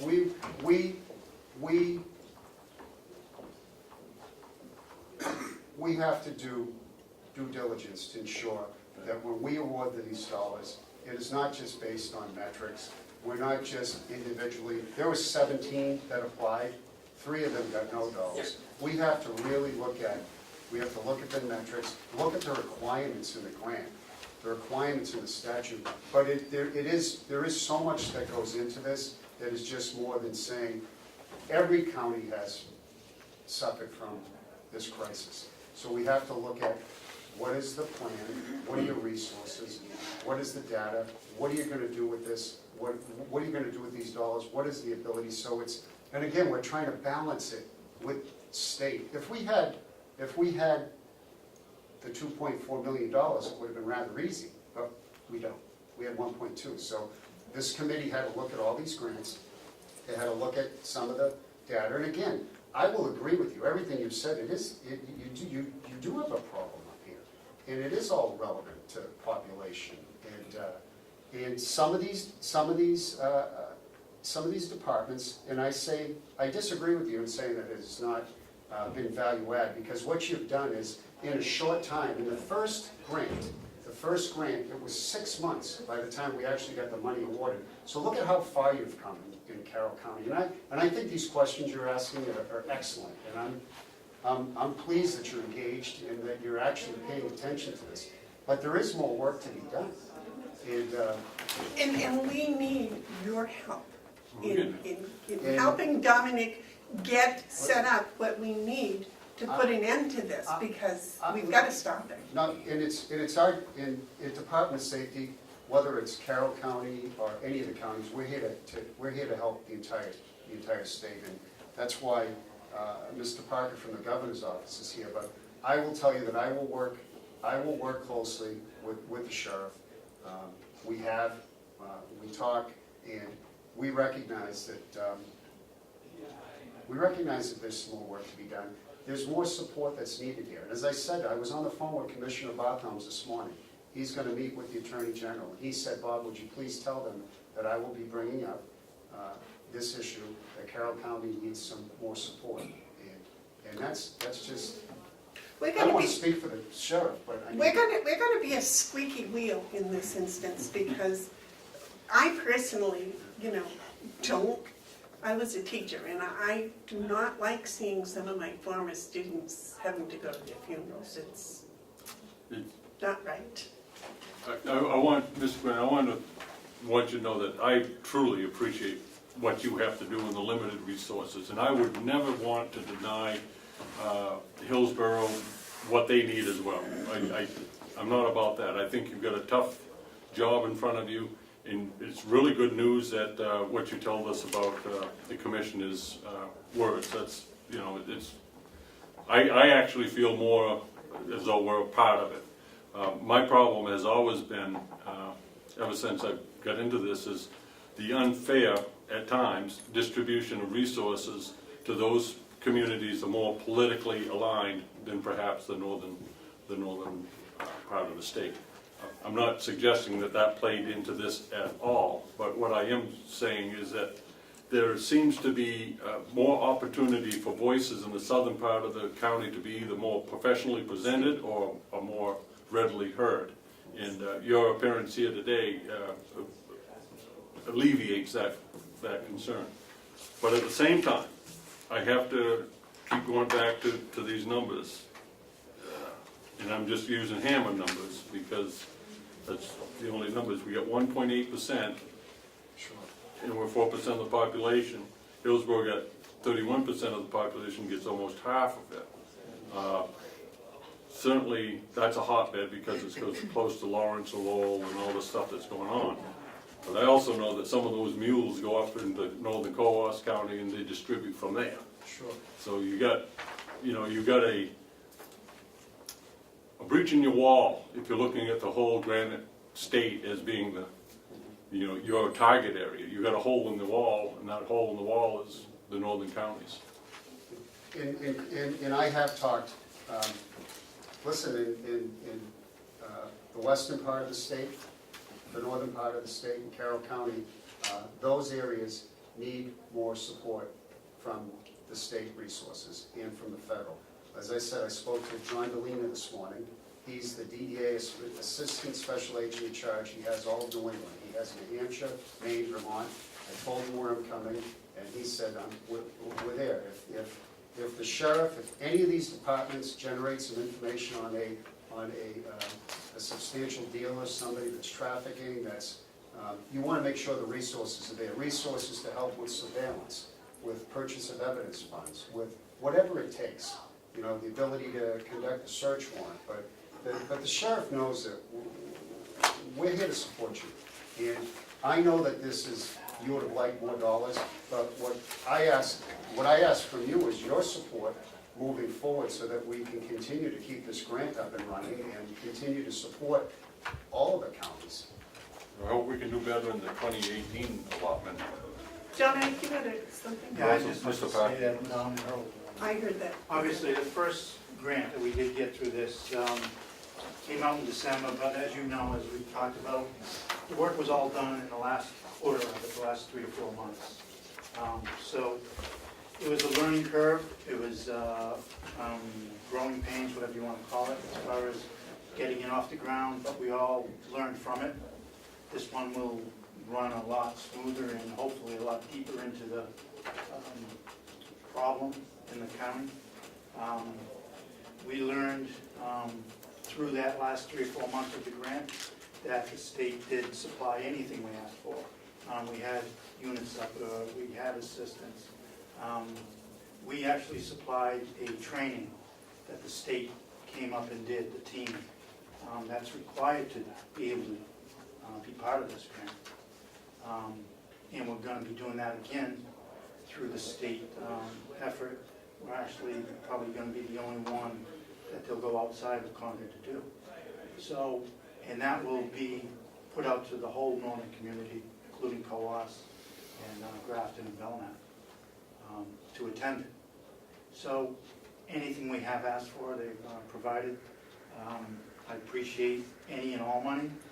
Obviously more would be good, but we've got what we got and we'll work with it, knowing that any resource that we ask for is going to be here. So I have no doubt in the effort that they're going to try and put forth, and including us. And hopefully the next round of grants we'll be able to show that it worked and we get a lot from it so that we'll get more money in the next round. You've done, the hard part you've done, and the hard part is he's developing a coalition. He's working with these departments. They're talking, they're sharing information. It takes time. As the sheriff said, you know, to turn this on it, to just one day, we're doing, here's our general policing requirements, and here's what we're doing. And then, boom, we've got to develop a strategy in Carroll County to work together and investigate. And so it's been a challenge. And again, it's a little easier in some counties that they've already got a drug task force standing up in their county. They've already got these detectives working. They've already got undercover cars. They've already made these undercover. So the challenge is just, I mean, I think, as I said, I think for the short time that this has been up and running, you've done a great job up here. We're going to continue to support and help wherever we can. You are not going to stand up a drug task force in the next 30 days in Carroll County. But what you are doing is you've got every police officer working together. You've got the chiefs talking. You've got the sheriff leading it. He's done the job with the grant, so he's facilitating, and hopefully we can just build upon. And most importantly, nobody gets hurt. There's no bad case law developed. I mean, the sheriff's talking about training, which is important. You're asking these officers now to go out and intercept, interdict, disrupt the flow of drugs. But there's a lot of work that comes with that. There's making sure that you follow the U.S. Constitution, the state constitutions, you do it right, that the cases go through the county attorney's office successfully. So it's a lot to do in a short time. So I think that a well-balanced, measured approach to building this is the way you want to go. And I don't think, I know that he'll get it there. I have no doubt but what he will. Mr. Parker, you had a comment? Want to thank you for having us all here today. But Commissioner Quinn, what Commissioner Hounsell said piqued my interest a little bit.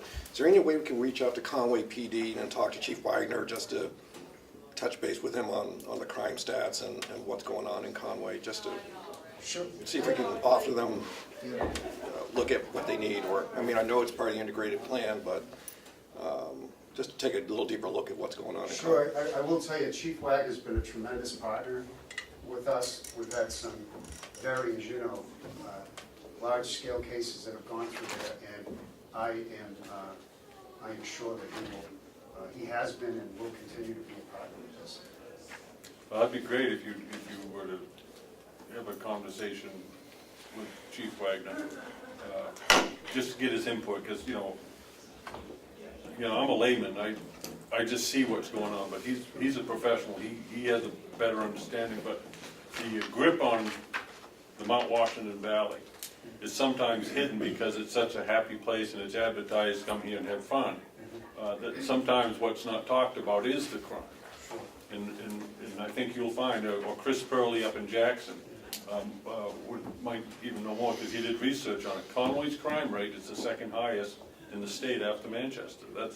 I didn't know that, but I've worked over the years. And they do a great job. They do a great job. They do. David, you had a comment? I have a couple of questions. Mr. Quinn, I don't want to continue to beat this horse. It's pretty evident we need more money. And we've got a drug problem that's growing here and not decreasing. But why I'm out around all the time, and talking to people, why, when we know that there's places that you can get drugs, isn't anything done, or are you looking for the bigger fish, or what's the story? I will tell you, and again, that's a great question. I mean, I've had a police chief that I know personally said, yes, we know we're gonna do something about it. That was 2 years ago, and the place is still going. Can I tell you, sir, it happens, it's happened all over the state. It's happened in my hometown. People are frustrated because what they don't understand, what they don't know is sometimes the things that law enforcement, we just can't share. The Intelligence and Analysis Center, the Fusion Center, whenever the sheriff or any of these departments gather information on a known drug trafficker, somebody that's diverting drugs, some of these suppliers could come from other states. We're working across all borders now. We're even working with Canadian officials. You know, Lieutenant Ebert's got relationships with all agencies in Canada on information and exchange of when it comes to all crimes, not just drug trafficking. But many of these locations that frustrate people because people on the street talk that drugs might be sold here or there. Oftentimes, and I won't say it's all the time, we have those locations identified. Those are in our databases. The problem is that it takes, you need a probable cause to make an arrest. You need probable cause to conduct a search warrant. So the police a lot of times are just working on it, but it's got to be done the correct way in law enforcement. So a lot of times when people know, the challenge is for the sheriff and his team to develop probable cause, whether it's a buy that's come out of the house or just surveillance or documenting, but it isn't as easy. People are frustrated. They want law enforcement to just run in the house and shut it down. But obviously, as you know, we can't do that. But I would say that if the other thing I want to tell you is this: we created a poster and we distributed them to all local law enforcement. And I'm going to have Lieutenant Ebert get you one. And basically what it says is, drugs destroy families, be part of the solution. And the number's right on there for the Intelligence and Analysis Center, and the email's on there. And what we're asking the public to do is be part of the solution. Tell us. If you've got information, what you need to do is you need to supply that. And then that will help, that can build and be one more piece of the puzzle. But for everybody that And that's why we created it. The DEA funded that, and I think we've got 5,000 posters, and they're to go out in every school, but it's a very compelling message. Your police chief over in Alexandria took I thought, a very bold and right step in making that similar appeal to his small community. Yeah. It doesn't matter if it's Alexandria or if it's Manchester. If you want to solve the problem, be part of the solution, it doesn't matter what your job is. You know, if you see someone in trouble, help them. And I'm going to submit to you that Lieutenant Ebert gives you that poster, and you can put it on your Facebook and get Carroll County residents. Be part of the solution. Don't cross the line. Let law enforcement do theirs. But if you have information and intelligence, please submit it. It's confidential. The other thing I wanted to share with you, again, this crisis hit us like a tsunami. We've trained over 400 law enforcement officers and detectives in the state how to react to overdose death investigations. We've had some remarkable success in Carroll County with, unfortunately, a loss of life, but then with the detectives, the officers have worked, and we've gone to the root, and we've identified the person that supplied the drugs, and as you see, many of these are being held accountable and being charged death-resulting sale. We've trained hundreds of police officers in search and seizure so that they know that they're not exceeding the scope of stop, that they're not violating any laws. So we've had a very measured approach, but when you look at what we've done with investigating the overdose deaths, putting more officers on the road, we've got 65 police departments working, 14 recipients taking grants. There's a lot more to this, and like I said, building the foundation so that the work that's being done is being done correctly. We're following the law, and most importantly, you know, we put a lot of pressure on the sheriff here, and these agencies. Solve this. It's dangerous work, it's hard work, and it's not that easy. It's not as easy as you think. The easy part is for people in the community to say, they're selling drugs out of that house. The hard part is to do the case, to do it correctly, and be able to get in, seize the drugs, arrest the suspects, and bring the case to court. And then the court system has, you know, has a big part of this too. Now they're taking it all and trying to. So sir, to answer your question, many of these houses we know about, but if anybody knows, anyone in this room, Lieutenant Ebert's going to get a poster, supply it. But you know, I'll end with this. This crisis has impacted you here deeply. I can see it, and I can see it in your eyes, Mr. Bevard. But at times like this, we have to stay coordinated. We have to stay well-informed. We have to put the best trained officers out and give them the resources and the tools so that they can do the job and do it safely. But we're committed to helping you, and again, the process by statute is going to continue. There's a committee, and it was done strategically. The committee, per the administrative rule, is made up of the president of the New Hampshire Chiefs or designee, New Hampshire Sheriff's president, designee, and Colonel of the State Police or his designee. So we're trying to look at all to make sure that it's done fairly, but So you have the police, the sheriff, state. and the state. Those are the three committee. Looking at the grants, reviewing the grants. So they're the grant review committee, and they're the ones who make the award? Make the recommendations. Make the recommendation. And the award, it comes out of the commissioner's office. Okay, right. And just for the record, the police president is in Tufton now, so he's right out of our county. And the sheriff is president. It was Sheriff Mike Hero who did this last one, was Sheriff Hero. Well, I'd like to thank you all for coming. John, I'd like to thank you all for the work that I know is going on in at least the rest of the state. and because I know what Dominic's doing here in this state, in this county. So thank you very much for coming. Thank you, Harold, for coming. Yes, John, you have a question? Point of information, please. Okay. A month or so ago, an individual shared with me some articles from Lockwater County in Pennsylvania, and their county commissioners have several lawsuits against several pharmaceutical companies because they think they're the direct result for this crisis that we're experiencing. So just for point of information, that, you know, these are some of the places that you can follow the money, okay? And another thing I would like to say at this time, that in 2003, I don't have my 22-year-old son anymore, and it's an unsolved mystery.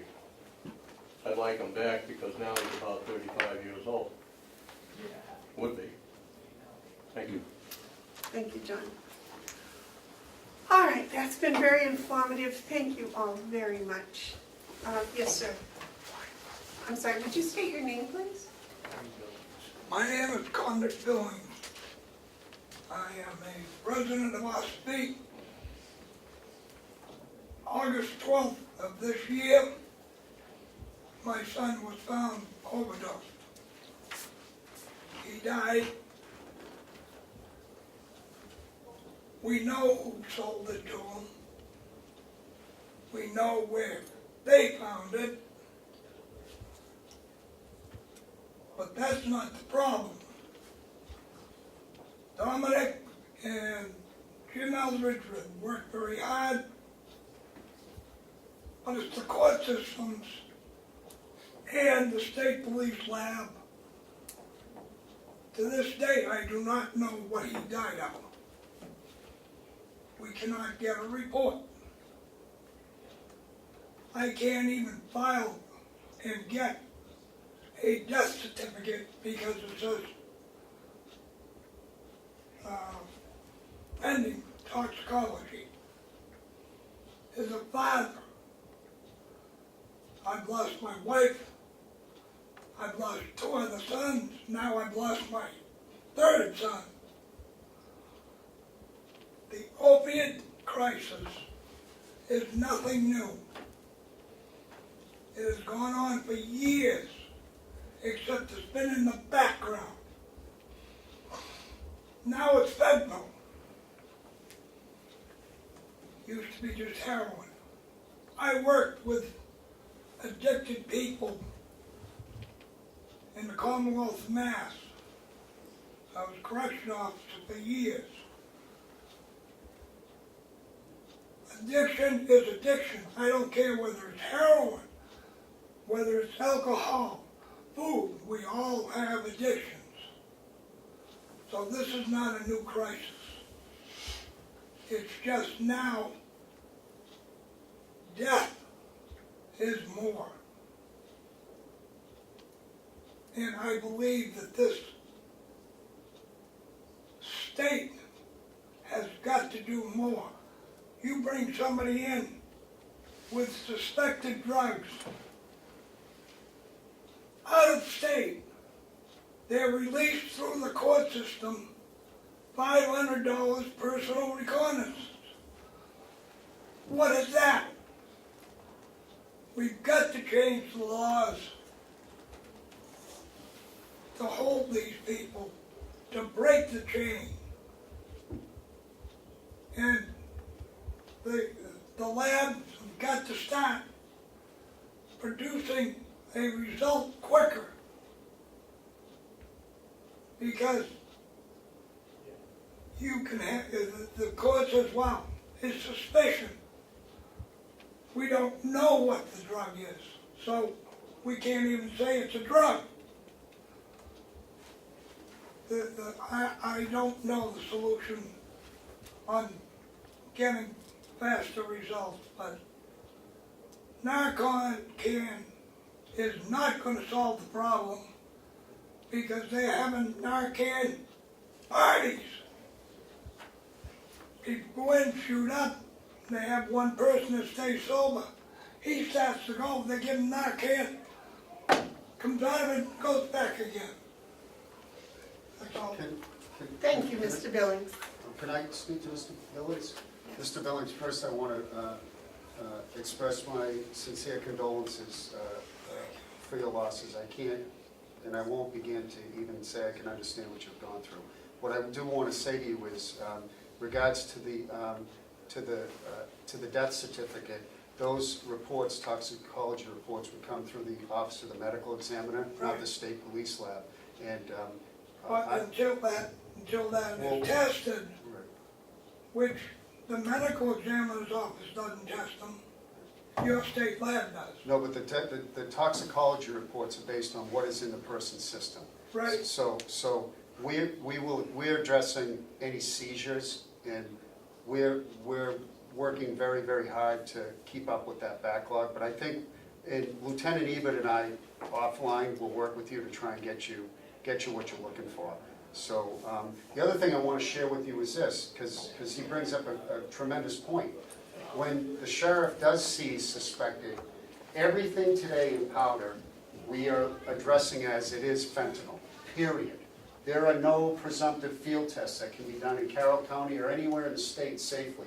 So those drugs are packaged and taken to the state crime lab, the only place where we want them to safely say, is it fentanyl, is it heroin, is it, so this is a game changer for officer safety. I mean, this is really another, and I'm glad you brought that up, but he made some tremendous points, but in regards to the toxicology, we will work with you to try and get you what you're looking for. Really what the bottom line is, if Carroll County needs more money, but so doesn't everyone else. So the 1.2 million that we had this year is about half enough, which goes to the legislature, goes to Congress. You want us to prevail? Give us the resources. You're not giving us the resources. You're giving us half enough. Not just Carroll County, Hillsborough County. Everyone needs more. We can't do more with less. We can't do it. It's an impossibility. So back to where we started, these 17 groups, Carroll County included, asked for 2.4 million. We were only starting with 1.2. That's all we have appropriated. So right as this grant committee sat there, they had to deal with a 50% reduction before they even started. So what happened in Carroll County is, many asked and only got half of what they asked. Well, the general court has to put more money towards it. Okay, thank you all for coming. Thank you. Gentlemen, could we have a small recess, please?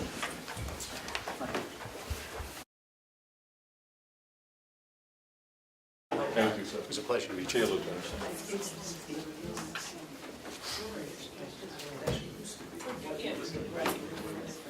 All right.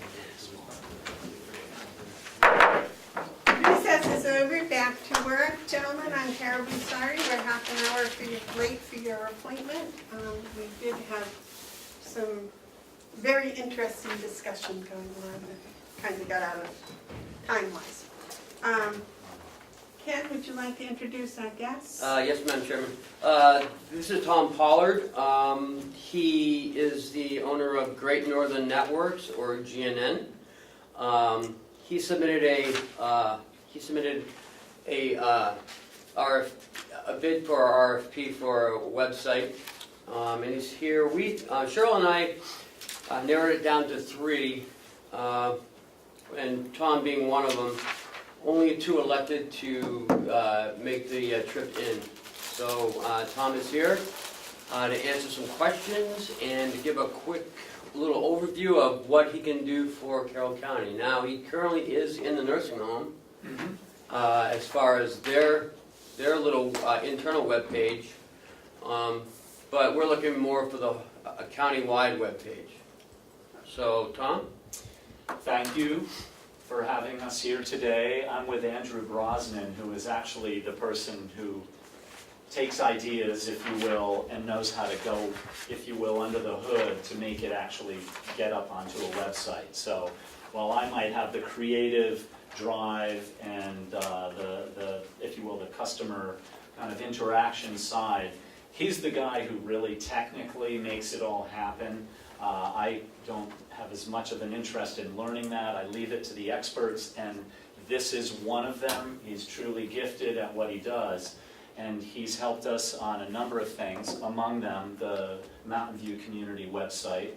Now, Andrew is listed in your proposal as the web guru. The web guru is exactly, yes, he is, and he's humble as well, so he would probably shun that title, but it was apt. And especially for the purposes of this website and redesigning it, I think that it's a perfect melding together of the technical aspect. He's also a great customer service guy. So he's got the personality, but he knows how to dive in and solve problems. And while I would like to say out front, my gut is you could probably find 100 different people to do this site for you. Or we're not the only guys who do this.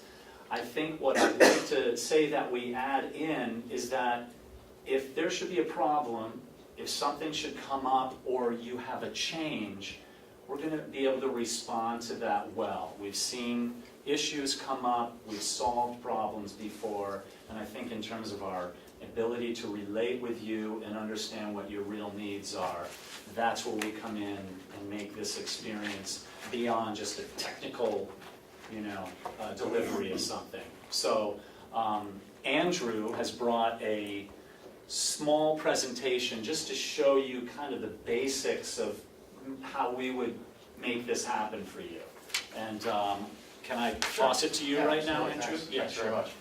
So what I tried to do this morning, I just set up a little website that uses something called WordPress, which is a content management system. And that was one of the things that we heard from the county early on, was that the current site is just very difficult to use and to maintain and such. So the goal here was to try and find a content management system and a website creation tool that is really easy to use, so that after we set up the site for you, it's something that you can have your own staff maintain and change. And what I'd like to do with this little demo, just for a few minutes, is to show, pretty much how easy it is to do just that. So there's a couple of little points that I'd like to make. Again, WordPress is an open source software content management system and website creation system. One of the things that I like most about it, it's very simple and flexible. When you're doing complex things and you're asking software to make it easy for you, there's this trade-off that always happens between hiding the complexity from you and making it easy to use. If you're doing very complicated things, very often the learning curve to get involved is high. If you want it to be very simple, it might be easy to use, but it's not very flexible. And WordPress does a great job of striking this balance between it's easy to use for users, but you can customize it to no end. It's very flexible. It happens to be the most popular tool for this type of thing on the internet, as it shows there. It's 28% of all the websites on the web right now. Over 60 million use WordPress, so you're in good company if you end up choosing something like this. Everything from a personal website that has recipes or something on it to some of these New York Times, UPS, Walt Disney Time, the Rolling Stones all use this WordPress content management system. It's open source, which means that it's a distributed, the way it's designed is through a distributed as opposed to a proprietary model. So it's worked on by people all over the world. Just the security team alone, for instance, is over 50 people, researchers and developers that just look at the security of the thing to make sure that there's no bugs, etc., that could leave you vulnerable. And it's very, very actively developed by people all over the world. So I only bring this up to say that you're in good company if you use this. It's a very, very popular tool that is not going anywhere. It's been around for about 15 years, and you're in good company if you choose this. It's a system that you can create a website with, but it's very extensible by use of plugins. And what that means is just if you have a specific feature that you need to have on your website, rather than hack at the core of this tool, you can just create a small add-on and literally plug it right in to the system. I'll show you a couple of those in just a second. And the documentation support really is second to none. There's so much documentation available and free support available. And again, this is to your benefit, because after you take over the site, we'll set it up for you and import all of your information and so forth. But we'd like to see that you guys could maintain it, whether you're maintaining your own news articles or blog articles or calendars or job postings, things like that. This is all easy stuff that you would be able to do yourself. So the content management part of this tool means that you can add, edit, or delete things like web pages and blog posts, the navigation menus, images, videos. You can, again, edit or create news feeds, blogs, calendars. This is something that you could integrate with like Google Calendars. You can export the calendars from this tool into your phone and synchronize meetings, etc. But you can also, in addition to managing content, it's very easy to manage the appearance of things, whether it's just changing colors or text or fonts, or more complex things. And one of the things I'll just, I guess, demonstrate here is that it is quite easy to use. Ordinarily, if I was going to take this web page and add, let's say, a picture to it, there'd be several steps in this process of probably finding the picture and uploading it somewhere, and then going into the tool and selecting that image and putting it into the web page and doing some customization and so forth. But I'm just going to show you in just a couple of steps how easy it would be to, let's just, for example, say, add a picture to this page. I'm clicking on a link at the top here. I'm logged into this, and it says edit the page. So this area that we're looking at is kind of the administrative section, which allows you to make new posts and add new pictures and other media, create new pages, change menus, all kinds of website management tools. But just to show you again, this is what they call a WYSIWYG editor. What you see is what you get. Behind the scenes, it's writing some HTML and some other more complex things. But I don't know if you can see over here, I have a little picture that's sitting on my desktop. It happens to be a picture of my dog. And the website that you're looking at is actually not on my computer. It's out on the internet. So I'm just going to drag the picture of my dog over here and drop it. So what it's done is it's automatically uploaded this picture. It's put it into my media library. I'm just going to call it Toby. And say, okay, I like that. And there you go. So it, again, uploaded it. It put it into the media library. It inserted it into the web page. It wrote some HTML in the background. And all I did was drag it from my desktop and drop it onto the page. It's really an excellent tool in terms of drag and drop customization. If I Would want that automatically wrap the text around it for you? It will, yeah. And then there's lots of options in terms of if you wanted text wrapped to the left or to the right, or if you wanted it centered. There's some Similar to Microsoft. Yes, yeah. It's very much like creating a Word document and just being able to drag things around and justify things left, right, center, etc. Some of these tools here are a little bit hard to see, but this would be like justifying things left and center and right. Some silly little things, like if we wanted to change the color of this, we could just go right here and make it, I don't know, green or something. And so I've made some changes. It hasn't really changed it out on the web yet because I haven't updated it or published it. So I'm going to go ahead and do that over here. There's a little button that says update. And that will go ahead and publish these changes out onto the web. So if I say I want to go ahead and view this page, we come back here, and there's good old Toby with the green content management. So it was pretty easy for me to just be able to make some of these changes. Obviously, I could add content by just typing more, or copying and pasting additional things in there as well. Video, you should certainly do video, just about any kind of media that you can imagine. Again, very, very simple to do. Just some of the features that kind of come out of the box. There's a search feature that is excellent. I understand that like minutes to your meetings get saved as a PDF, and having the ability to search the minutes going back is something that would be helpful, and that's something that this can do. things like newsletters and having fill out forms, whether it's someone applying for rather signing up for a newsletter or anything that you can think of. You could accept payments, create frequently asked questions, sections, etc. Search engine optimization I left in here because right out of the box it does a great job of doing just that. It takes that image of my dog there where I called it Toby, etc.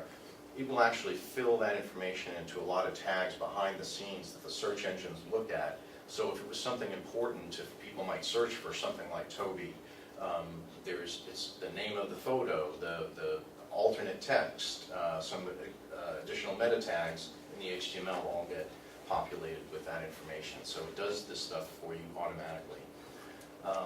And social media integration. I don't know how often you use things like Facebook and Twitter and Instagram or YouTube, but any of those things can be integrated with this system very easily so that if you have an official Twitter account, for instance, and you want to make put a message out there on Twitter, you can actually have it show up in real time right on the website. So it's like our latest Twitter feed, our latest Facebook post can show up right on the website, so that even if you aren't the person that gets into the website and makes the changes, if you're updating Facebook or Twitter, those changes get pulled automatically and update right on the website. So it's pretty neat.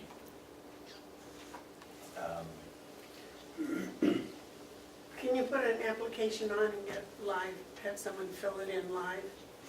And Sorry? then, when you Good question. put an active application and have people fill it in and save it and send it back to us without downloading it? Like you mean when you say an application, like a job application or something like that? So one of the things that you could do is have a form where someone would say, this is who I am and I'm applying for this job. You might have certain positions available that they could choose from.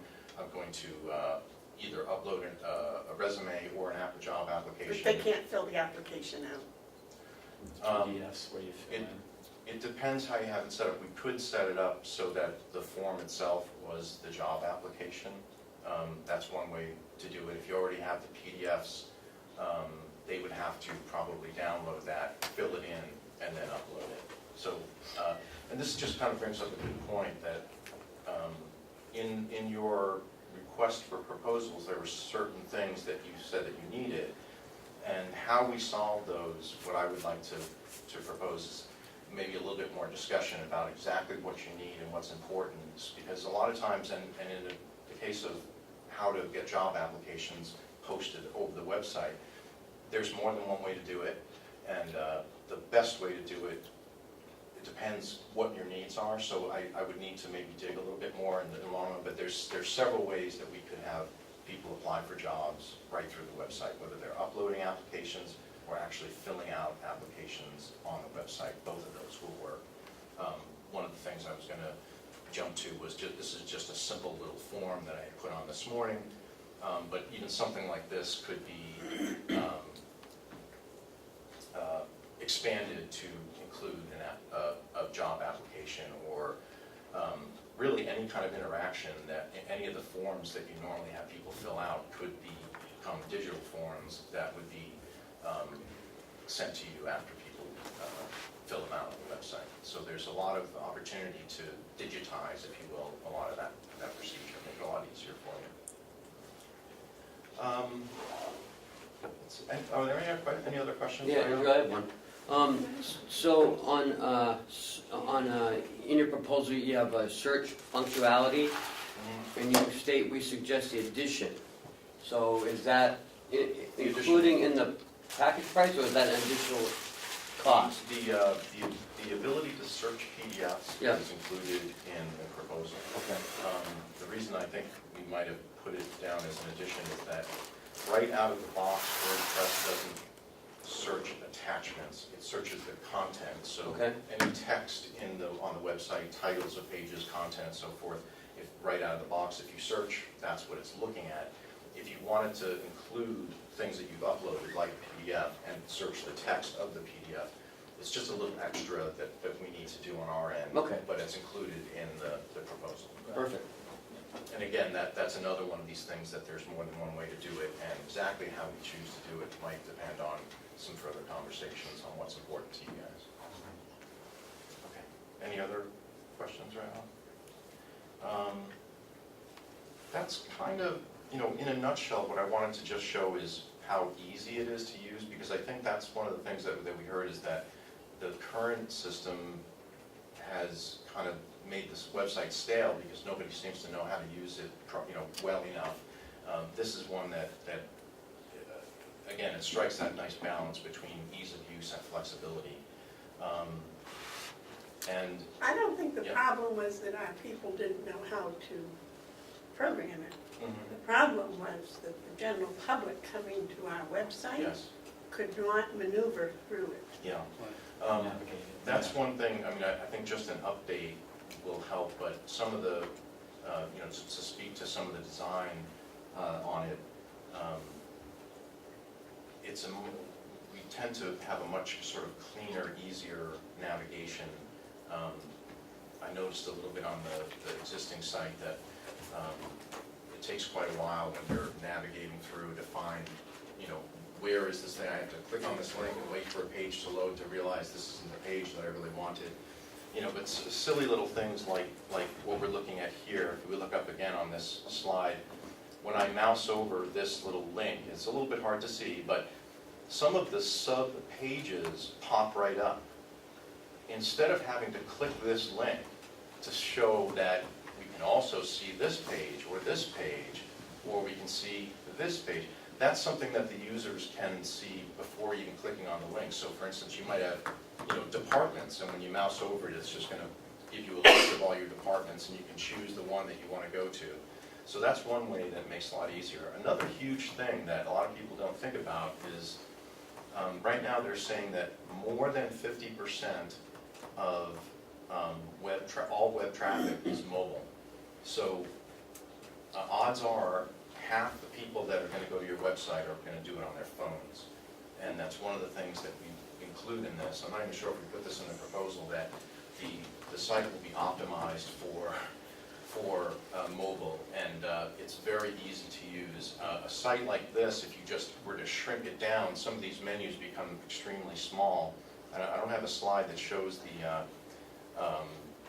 mobile version, but mountainviewcommunity.org, I think, is the nursing home. And if you were to look at that on your phone, you can see that instead of having these types of menus, it's got a special menu just for mobile and iPad that makes it a lot easier to navigate. So one other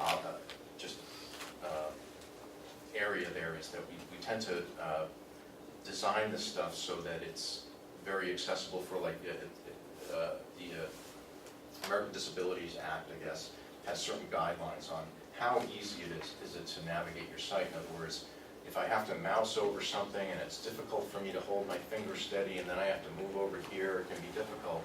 So we try and design these things so that it's very accessible, even if there are people that have a difficult time navigating things traditionally. So I think that you'll find that the navigation, the ability to use the site will greatly improve. So for your CMS, you're using WordPress. WordPress, yes. Some say that WordPress is vulnerable to attacks, whereas Drupal may not be. Yeah.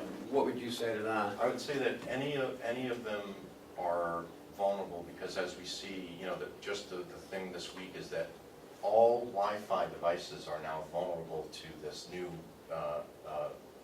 vulnerability that they've just discovered. So anything is sort of able to be vulnerable, as basically some of the underlying libraries and code that all of these things use, they discover vulnerabilities in, and it affects a great deal of things. But the thing that you want to look at, and if you're really interested in it, even if you look at like Wikipedia for WordPress, it'll give you a list of all of the vulnerabilities that have come up and how quickly they've been patched. And one thing that I think is to its credit, again, there's a team of over 50 engineers and security researchers that they're dedicated, that all they do is work on the security of WordPress. So if vulnerabilities can come up, the thing that you want to look at is how quickly do they get patched. And that's one of the things, with so many people using it, the patches come out like the same day as the vulnerability. So, yep, you can have issues that pop up, but they get fixed right away, basically. Any other questions or issues? I don't know, that's probably all I'll do for the, unless you want to take a look at more of the, you know, the system here, but I guess I'll turn it back over to Tom. Yeah. So if, you know, that's the kind of the nuts and bolts of it. I think, you know, as you had asked for, you want, for sure, you want this to be easy to navigate and for people to be able to go to the site. And while the current administrators of the website are very knowledgeable on what is currently up there, I think you want people to be able to go and visit it and find what it is that they're after really easily. So the updates will be perhaps easier now from under the hood, but when those people go visit, they'll be able to learn more, and perhaps we'll even be able to begin to draw people to the site because it's going to be much more dynamic. So, you know, so that certainly that's what we hopefully put into place. So there's, I know you have several objectives, and we want to accomplish all of them. I know we can do it like that, and you know, should a problem or a change come up, like in 6 months, you might say, you know, this keeps coming up, we keep getting asked about something, problem solving, we can make it happen. So that's what we'd like to put forward, and hopefully this system would be something that you know, be able to work with and enjoy and accomplish all your goals. One other thing I'd like to add too is you know, Tom just reminded me, is that in addition to your current needs that you've listed, I think over the course of the first couple of weeks, as we, you know, have more conversations about what you need, you may find that there's a lot of capabilities with the website that hadn't even occurred to you that might make it easier. So that in addition to doing what you're currently doing better, there might be a whole host of other things that we can certainly add, and the system's flexible enough that it's really, it's not like, oh, that's going to be a tremendous extra. You know, a lot of times it's really just a matter of just including, you know, that functionality, another plugin. Okay, gentlemen, do you have any questions? Yes, ma'am. Yeah, mine are more related to after acceptance, after contract services. There's no question you guys know what you're talking about. I mean, it's pretty obvious in that you have a good product. That's obvious as well. And I think from what you're talking, this is would be quite a step forward as far as serving the public. I find that the current system so inadequate. I don't think I've looked at it since May. I don't even go to it. So I can only imagine how frustrated some people might get when they, on occasion, need to have county information. So there's no question that you can provide us with what we need. My question is, after we're all done, said and done, and we get everything up and running, how much attention do you expect that you would pay to us? You know, what are you going to do for us next, type of thing? You know, technology changes all the time, needs change. You know, we can't possibly identify all the problems that we will have, right, or difficulties that we need to get through with. So, you know, talk to us a little bit about what you provide as far as service after the fact. Mm-hmm. Well, we've built in, short term at least, I think 10 hours of time where I would be present, or at least part of it, but he would be able to, you know, help you implement all the things that you needed to know to update the site on your own. Once that site went live and once it's up and running, we'll be going to it every day, and that's part of his morning routine as much as it is mine, to go make sure that it's up and running, just in case. I mean, it would be highly unusual to go and just see something that says, you know, not available. If that happens, immediately go to troubleshoot. That's not something that, let's say it happened in 18 months, if we have to go up and fix something that's from our side, if you will. It's not gonna be like, oh, we need to send you an invoice for something to make sure the site's back up and running. There's not gonna be any surprises like that. That's just what we do. And so we will constantly be kind of on the lookout for any of those potential troubles. As Andrew said, he's always looking for what security patches might be coming to fix certain elements of what might go into this CMS. But as the future came, we would hope that you would be able to share with us your needs and desires. As he had also said, there are functionalities of this that you might not even know about, that you're going to say, hey, can we plug this in? If it turns out to be an extensive amount of work, we might have to figure out if there's something kind of off of this contract. But generally speaking, a lot of it is just a simple functionality that he knows how to fix. So Cheryl monitors all this for us on our end. If she's in a predicament, say everything's has been running good for about 2-3 months, but she's in a predicament, should feel good about calling you with any. I would hope, yeah. I want to be able to make sure we have a solid relationship between our staff and your operations. I think that's one of the things that set us apart, is that because we are kind of local and we have an interest in the county as well, that we would want to have that good relationship, so that here's my cell phone number. If it's just a matter of, I'm not really sure how to do such and such, or what do you think about this, or I'm having a problem, that's what we're here for. How do we handle this, whether it's like a support contract or a one-off kind of thing? That's something that might be however you prefer to handle that. You can probably do it either way, and that's probably more Tom's.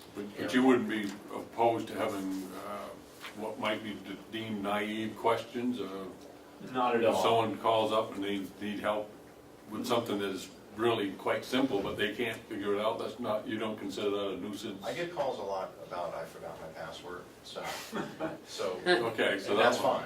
All right. So there's no question really that you could ask that I'd say, oh gosh, not that question, that's kind of silly.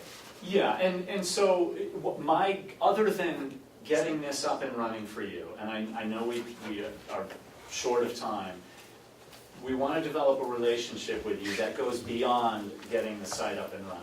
It will be in a year. I want you to, Cheryl, you will all be able to email, and we'll create a chain of communications. If it's an emergency, you might go directly to him. We'll set that up, but you can always email. I check my email every day. I've got it on my telephone. If there's a problem, I'll either put him in charge of it if it is a technical fix, or I'll reply to it. So my goal is not just this thing that is inanimate, if you will, is that when I see you in a year or 18 months at a county fair, it's like, thank you, we're so glad that you were able to respond to every need. So that it's about a relationship that begins and it continues to develop and grow over time. And so I want you can always call, but we'll probably it might start with an email if it's not emergency. But if it is an emergency, boom, this is how you do it, we're on it. I'm not necessarily saying that we're going to fix it in like 20 minutes, we're jumping, but we respond in a very short amount of time, and you're going to feel taken care of, and that's our goal, because it's all about relationships. As I said, everybody can create a website, but the relationships is where we'd like to. Right, I don't want to have to field calls as a commissioner from people frustrated with our website. I want websites to be so nice and smooth that everyone's happy. It's one of those things, if you hear about it, then it's probably something's wrong. You'll hear about it because it's right. And that's our goal. So I just have one more question. In your proposal, you have a support contract up to 10 hours by times 3 months for $1,500. So what would a support contract be for? He's the man. Of course, I'm your point man, but all those technical questions he will handle them and be able to training and support. There's a learning curve for everything. Again, the WordPress is a pretty gentle one. Yeah, it's easy. But whether you need more training or more like technical support on how to do things on your own, it's really it's up to you, like, how you use that. We're just available for whatever it is that you need. Yeah. But definitely some training to get up to speed on how to use it. Yeah, and if you don't use it, you won't be invoiced for it. Like, so if after 4 hours you're like, thanks, we're good, we got it, it's just kind of like in the bank. If in 6 months you come up and say, we've got a problem here, we need to redo, we got a new employee who's gonna, or somebody else is gonna help us manage the blog updates or whatever, it's in there, it's in the bank. You're not gonna see the invoice for it until you use it. The other part is the development of the site, but that training, you're only gonna pay for what you actually use. So the first 10 hours you're gonna give us, is that what you just, because I heard you say In that? that, in that, that would be the budget for 10 hours. We don't anticipate that you're gonna go over 10 hours. I think that will be more than sufficient. It might be half that amount of time. Well, that's not, 10 hours isn't a call, for troubleshooting calls, the occasional call that goes beyond. No. The 10 hours is for training purposes in startup and in the event that something significant happens. But the frequent or infrequent calls, occasional calls with, I forgot my password questions, those aren't billable. No, you're not gonna see a That doesn't come out of the $25 invoice for digging into a whatever the password might be. Yeah. You're not gonna see that. That's just nitpicking. So let me get this right. The 10 hours is for implementation of the update, training, etc., and that has a price tag of $1,500. Yeah, we added that because once that site is ready to go, we're gonna need to meet with you in advance, or there might be a team that we're gonna meet with. That's just us helping you get that website up and running. But once it's ready to go, and a lot of that training, it might take place in some of those meetings as we say, hey, I want you to go to this site. We have a test page up, please go look, let me know how it feels. There's gonna be a learning that's gonna take place at that time.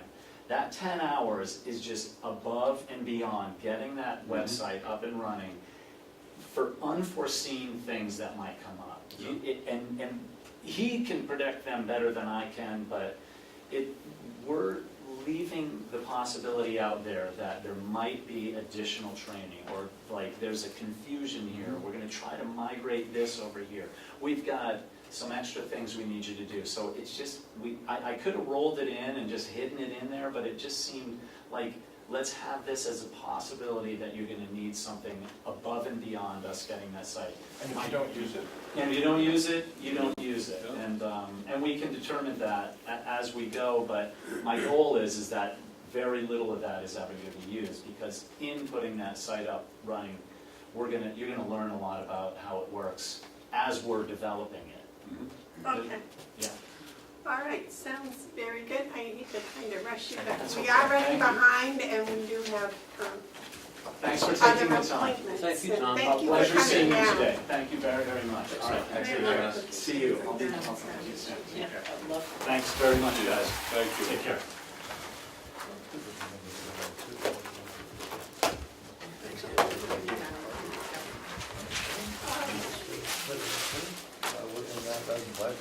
Cheryl, these are excellent. It's another person. Yes, he doesn't get any. He doesn't get any more cookies, but he's on a 30-day suspension. Ken, is that second? Yes, he's here. He's waiting to clear out. You've been suspended for cookies for 30 days. Yes? Why? Because you said, yup, these aren't very good.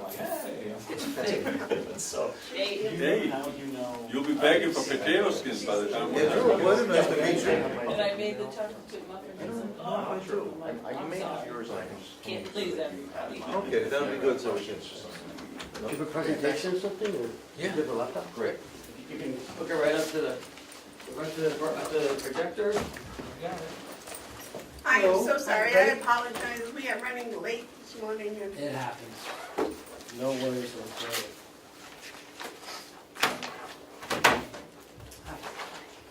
So this is Bill Letsky. He's from Virtual Town and Schools. He is our current provider. And I got a lot of questions for him. So I'll wait until he gets set up and, Town and schools? yeah, I thought it was town and city at first. Virtual town hall, wasn't it? It used to be virtual town hall. Town hall, right. But now it's town and schools. Well, we've diversified into school districts across New England. Ah.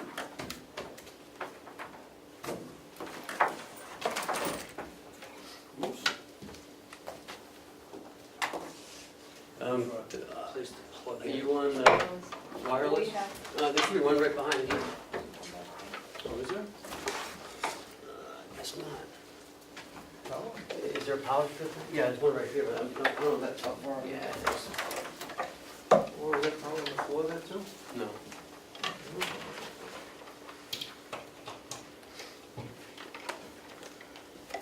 Oh, good, it reaches all right. Yeah, it should be there.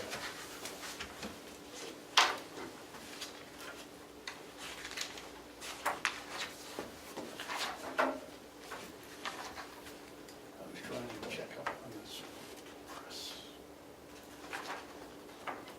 What do we call it? Oh, it's at WordPress? WordPress. My son uses it, and it works. What's the Mountain View website? MountainView.org, Howie? Mountain View Community. Mountain View Community. It is spelled out though, Mountain View. It is. It's still in its, mountainviewcommunity.org. it's still in a working stage, not a finished stage. You mean Mountain View?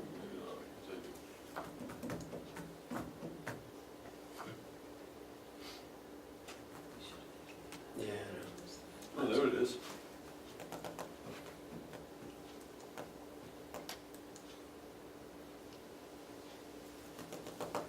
Just about ready.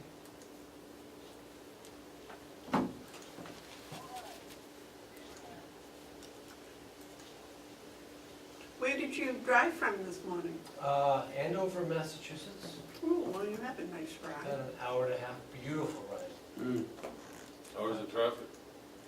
No traffic to speak of whatsoever. He was coming north. Oh, yeah, they were Yeah. all going That one's south. south, Ride home will be a different story. No, it'll be an opposite. They'll be coming north, they'll be going south. I'm going to Manchester. Oh, well, then you're in trouble. So, hi guys. Hi. Thank you very much for giving me a chance to come in. I don't know if you want to shut lights or can you see okay? Well, I can see. Okay. So, about an hour, is that with questions or how much time should I plan for? If you can go half hour plus questions? Oh, yeah, no, that's fine. If you have any questions along the way, please feel Absolutely. free.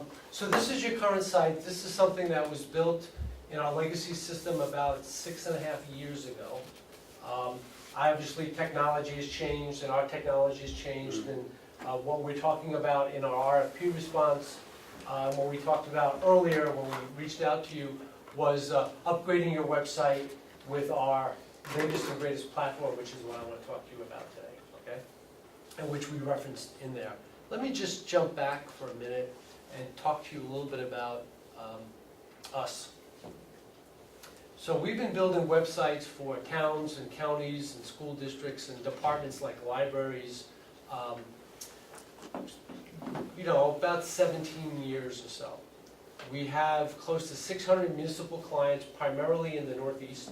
We started in Portland, Maine, grew across New England, so now our headquarters are in Boxborough, Massachusetts, really the center of Massachusetts, really the center of New England, so we can reach everybody.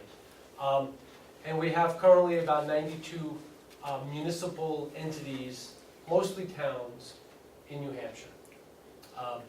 We do everything from design, develop all your content, provide ongoing support and maintenance, and additional functionalities, which I'll get into. Should you need something new, our system, which is open source, built in something called Drupal, gives a lot of flexibility to go in and create an interactive map or create a bids module or whatever it happens to be, which I'll talk to you about. We've been since going back to when I think we launched your site in 2011. But we've been growing steadily based on this other platform that I'm here to talk to you about. And right now, in terms of how we stack up in terms of a vendor of municipal services websites in New England, give you a sense as to where we're coming out. And again, any questions, feel free to jump in. Here's a sampling of some of our clients. I have some examples to show you. We've added 30 New Hampshire clients in the last couple of years. Could you go back to that previous list just a second?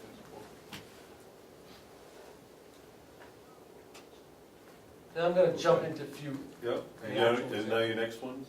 Your next list, yeah,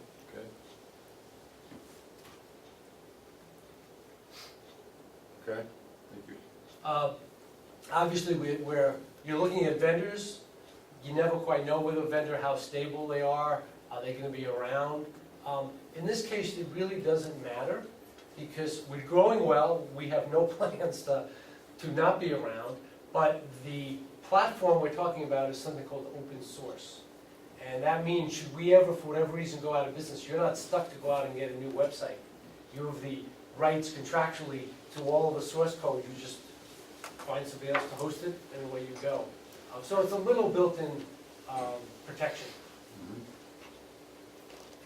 Why we've been so successful, we're not a design shop. We don't build websites for businesses or nonprofits. It's just the sector. Anyone in the sector, including associations, the Municipal Managers Association of New Hampshire is one of our clients, for instance. We're also not trying to be a national provider. We started in Portland, our headquarters are now in Boxborough, and we believe in driving here to talk to you. We believe in having meetings to plan on how best to create a better site, train you on site. That's just our model. We're not trying to sell you from Nebraska or California or something like that. We think that works well. We've evolved quite nicely to something called taxonomy, which may or may not be a term you hear of, but what that means is you want to be able to have information readily available from whoever's coming to your site. And that doesn't necessarily mean they know to go to a specific department to get your information.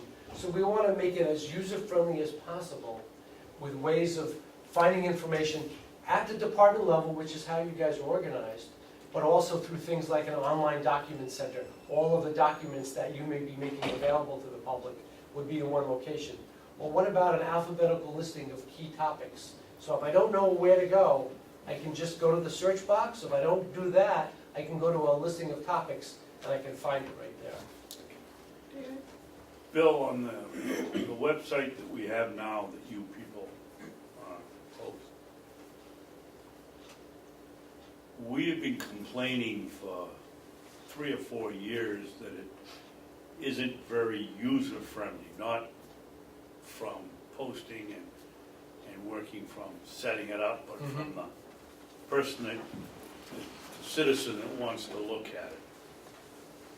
Can you tell us from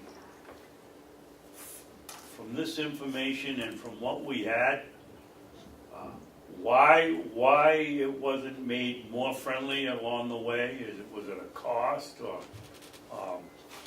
what? As you were growing, we weren't. Well, that's a great question. So let's back up a little bit. That's my question. Around 2010, where I think we engaged with you, this content management system is built in something called First Class, and it has quite a few limitations. So you can do stuff, like I mentioned taxonomy. You can make things appear here in a second and third location, but you have to physically go in and put it a second and third place. And then you have to remember it's there in case you make changes. That has all gone away with a much more robust system that is database driven. So for instance, First Class is a series of flat files. There's no database behind it. It's definitely something where I'm sure you're talking to other folks today and maybe tomorrow, whatever. Technology has evolved to everything is database driven, so you can be able to put things one place or another place and make it more friendly. Now, We've had this system for a few years. I know we've reached out on occasion and explained what it was. I don't know the particulars about how we got to this point in time. But this is something that kind of outlived its usefulness a few years ago, I guess is the way to say it. So you're not just talking about updating the system we have, you're talking No. about starting all A over totally new. different system, and I'm gonna show you some examples in So this. we'll have a new system, not an updated. That's what this proposal is, correct. Completely different. As you'll see when I get into it, I don't know how many people here actually manage the system, but it's not as user-friendly or intuitive as it needs to be. And I'll let you contrast what I'm going to show you in a minute when we do a demo to make your own feelings about that. There's a number of limitations in First Class, your current site. In Drupal, you can have as many users as you would like, and you can assign permissions very granular, right down to the department or the sub-department level. And you can have 4 or 5 people posting urgent alerts to your homepage, but they can't touch anything else on the homepage, if that's what you want to. So it's a much more robust application with a lot more capabilities to it as well. We have built-in documentation right into the system. We also have monthly webinars, so you have some new people who you want to get more active in various departments. They come on board 6 months after we go live, a year after you go live. There's ways to get them trained without having to spend any more money. Ooh, I like that. And then we're not going to give you a proposal and then come back and start tweaking or nickel and diming you, because everything is contained, and you have that, and we'll go over that in a minute as well. So, are you familiar with the concept of open source? Someone mentioned WordPress, which is open source, so some of you may. This is another open source solution. So, in 2013, 2012, we started looking at an alternative to this First Class system. We launched it in end of 2013, and it's based in something called Drupal. Are you familiar with the Drupal? Have you heard of Drupal? Just today. Just- First I've heard of it was today. So somebody else was here using Yeah, Drupal. they talked about, they talked. No, I did. He did. He mentioned Drupal. I'm familiar with WordPress. Okay. Press. So they're both open source systems. WordPress started out as a blogging system. Drupal is a content management system that has really found its place in the government sector. I think it's being used in about 150 countries all over the world. It's very secure. It's very easy for us to develop new applications. If you need something new, we can create it for you pretty readily. And you have access to the source code if we ever went out of business for some reason. So we have about 570 clients. 425, maybe 450 are currently on Drupal, and the rest are in process of either migrating or discussing, like yourself, the options to migrate over. Just to give you an idea, at the federal level, the Drupal platform is used extensively. Homeland Security, the White House under Obama, FEMA, a lot of departments use it because it's very, very robust and it's very secure. Massachusetts launched a brand new site in Drupal 2 months ago. Boston launched one in 2017. So we took that platform and we created a very easy to use content management system for the municipal market. Why are all of those the highest tax? Excuse me? Why are all of those the highest tax communities in the country? The White House, Homeland Security, Boston, Los Angeles, North Carolina, Massachusetts. They paying more? Probably paying less for this. I can't explain the big picture. That's too big for me to. Well, I'm just being facetious yes. that they are all high tax. I don't think the White House pays any tax. Well, no, but we're paying for it. Yeah, Could cost us money.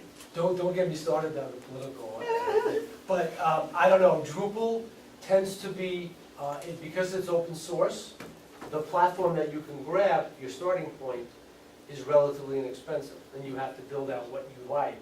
I think Massachusetts paid quite a lot of money for their extensive site. I don't know exactly what the figure was. So are you saying, Bill, we start with a small charge and each one of these things we add on is an additional cost? No, just the opposite. What I was saying was, there are no extra charges, there are no surprises, it's a firm cost, and you get everything right off the bat.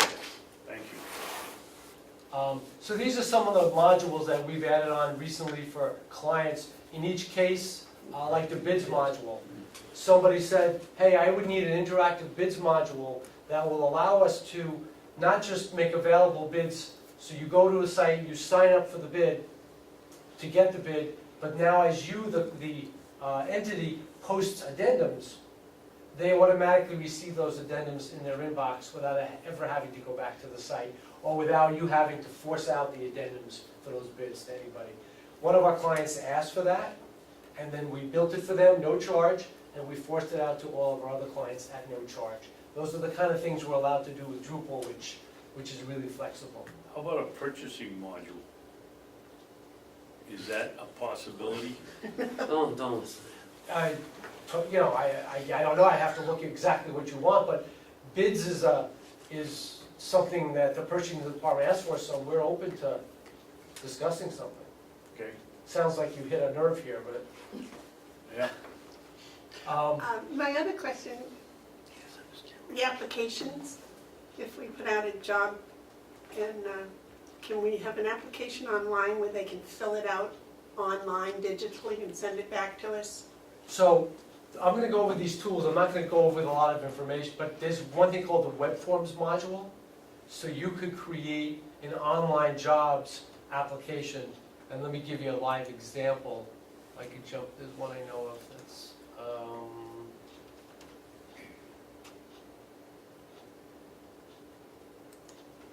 I think this is it, yep.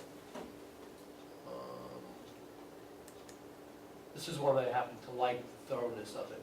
You can customize it to be whatever you want, but I think this is what you're talking about.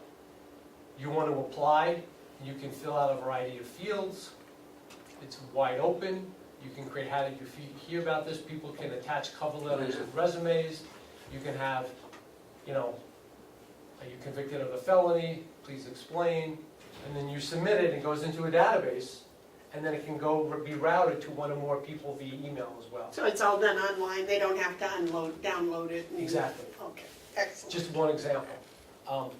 And that's a good segue. So we have lots of tools. We tend to say with this system, we'll create a great looking site. I'm going to show you an example of a county that we're working on right now that's not live, but it'll give you a flavor for some of the things.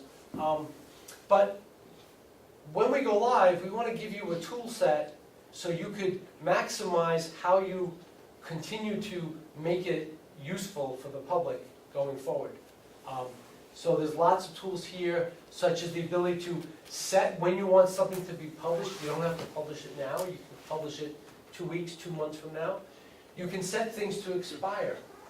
So you publish something, you know it's an urgent alert that has time sensitivity to it, like a snowstorm. It can come off automatically, so people aren't confused about what is closed and what is open, because it's still on your site.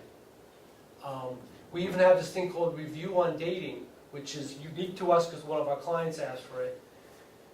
You create a page, you know in the future you may want to modify that page. Maybe it's a preliminary budget, and you know it's going to be a final budget. You tell our system on a certain date in the future, 2 weeks, 2 months, whatever, send me a reminder. And on that date, you'll get a little reminder in your inbox saying, please review this content with a link directly to that page. You click on that link, you log in, you switch out your information, and you're good to go. So there's lots of things embedded here. The ability for you to create images, slideshows. We use Google Analytics to track traffic, where people are going, what are they looking for, what are they downloading, to help you better serve the public. A big change from Carroll County, and obviously whoever you go with, you should make sure it's responsive. What I mean by that is, as you go to a different device, about 40% of the public now use smartphones and or tablets to go online. Make sure your site will reconfigure itself nicely. Your site does not do that, but as you look at vendors, I'm sure most vendors are offering that now because that's a standard thing that wasn't around 2 years ago. We also try to give you tools to make sure you can reach out to whoever you'd like to reach out for two-way communications. A bunch of listservs. You can create listservs for commissioner agendas, commissioner meetings, county news, urgent alerts, sheriff information, whatever you'd like. People sign up, and then when you post new content to the page, like the next agenda, they'll automatically receive that content in their inbox. Agenda, so. That would be nice. And you don't have to do anything other than post it. If you are using social media, we are integrated with Twitter and or Facebook. What that means is we're just trying to save you some time. Click on, you build a news item, county news, you check a box, it goes out as a Twitter feed. It can automatically post to your Facebook wall if you need it. This may not be something you need, but it's built in the system if you gravitate to it at some later date. Anyway, let me get into some designs because this could be kind of a little dry. Any questions?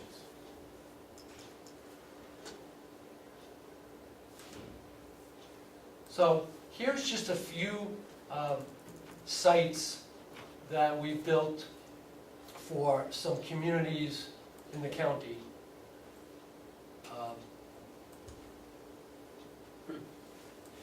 Just to give you an idea, so we use When things did you like, do the Wolfboro one? like tabs. I'm sorry? When did you do the Wolfboro one?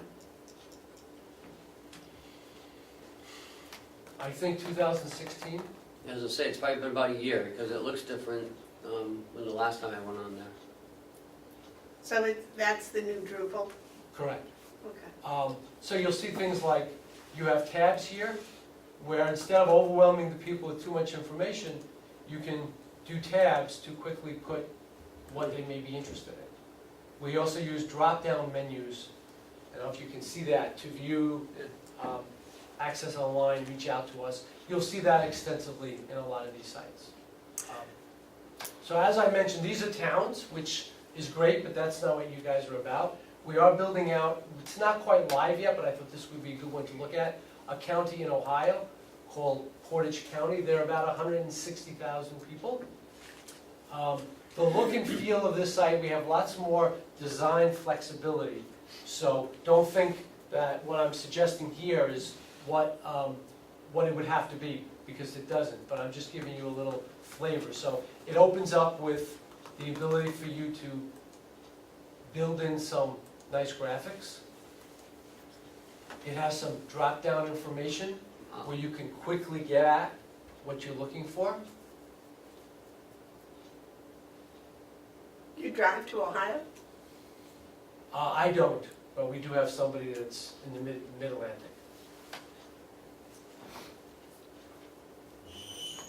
So as you scroll down, now they have something that says live, work, and play. And as you click on each one of those, it opens up information that's relevant to that topic. I think you get the idea. So again, this isn't live, but it's getting pretty close. So that's one example. We also have things like trending searches. These are all options. We have a discussion with you about what you like. But in their case, they wanted to show the public what are the most commonly searched terms. And this will be dynamically changing depending on what people are going for. We also have popular pages where Google Analytics can render the 10 most frequently visited pages and show them in a list form if you're interested. About how long does it take to do the whole site? About 3 months, start to finish. So this is their site that's on a production server because they're getting ready to go live and they're still fooling around. But we build everything out on a what's called a staging server. And then once that's done, we move it to a production server.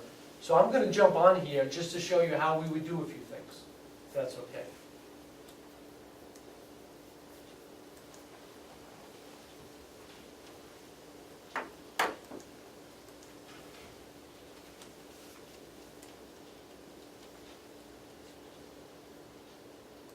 So right now in first class, you're making changes in first class, then you're going to the website to look at it. You're not logging into the website, you're logging into a client-based application. That all goes away. So now when I'm here, notice I have these little edit things because it gives me some stuff to do. And at the home page and any of your department home pages, I have this little create content icon, which gives me entry to doing a whole bunch of things that you, as a county staff employee, would need to do either at your department level or at the home page, depending on what approvals you have. So you can create bulletins, events, FAQs, create free-form document like a web page, link to another website, post meeting agendas or meeting minutes, news and announcements. So I'm going to click on one, an urgent alert. This will be a violator that appears across the website. So all this means is you're going to open up a little form, and it's very easy. What is the title of your urgent alert? This is starred. This field is required. What may be a title of an urgent alert you guys would post to the homepage of the site? Snowstorm closing. Commissioner Babson needs a ride from the garage. Blueberry field shut down. Hounsell Hounsell on accident again. Hunsell's in an accident again. Well, you could also put accident pictures right here as well. But you click on, this is the banner, and this opens up a little work field where I just typed in the details. Yeah. You can paste from Word if you wanted to. You could do hyperlinks to other pages. You can post the accident images. You could create a table for election results, if that's relevant that night. But all I'm going to do is hit save and close. So you can just take the picture and drag it and drop it there, and it's there? You could do that, or you could put it into your library so other people can use the same picture later on. So now if I go back to the home page, Sounds like fun. here it appears, a little red banner Oh, that yeah. wasn't there before.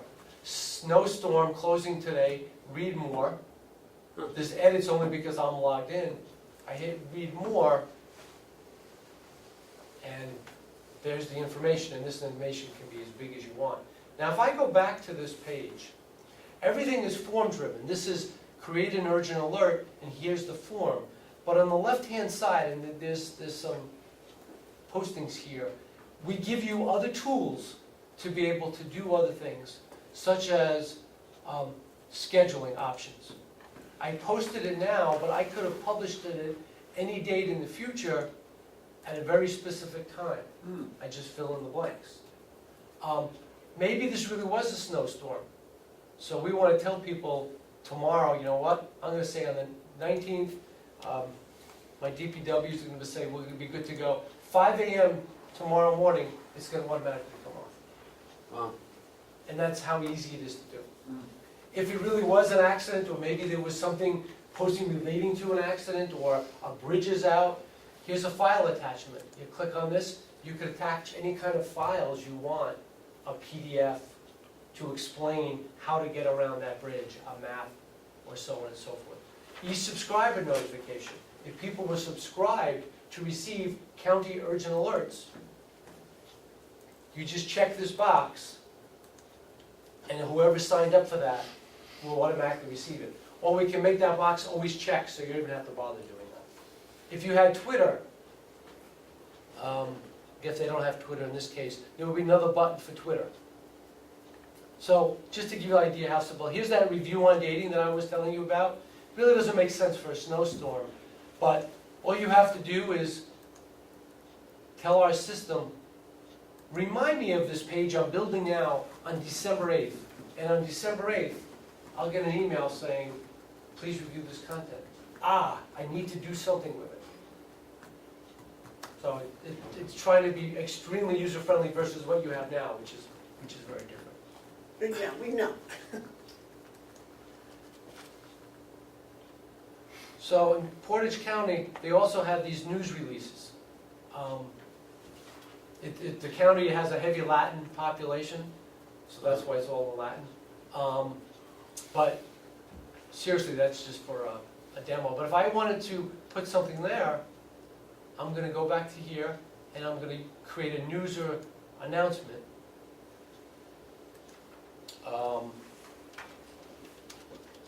County news item. Here is my information about the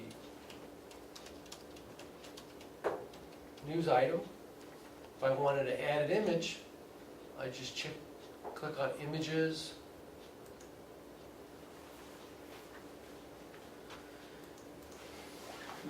Grab an image.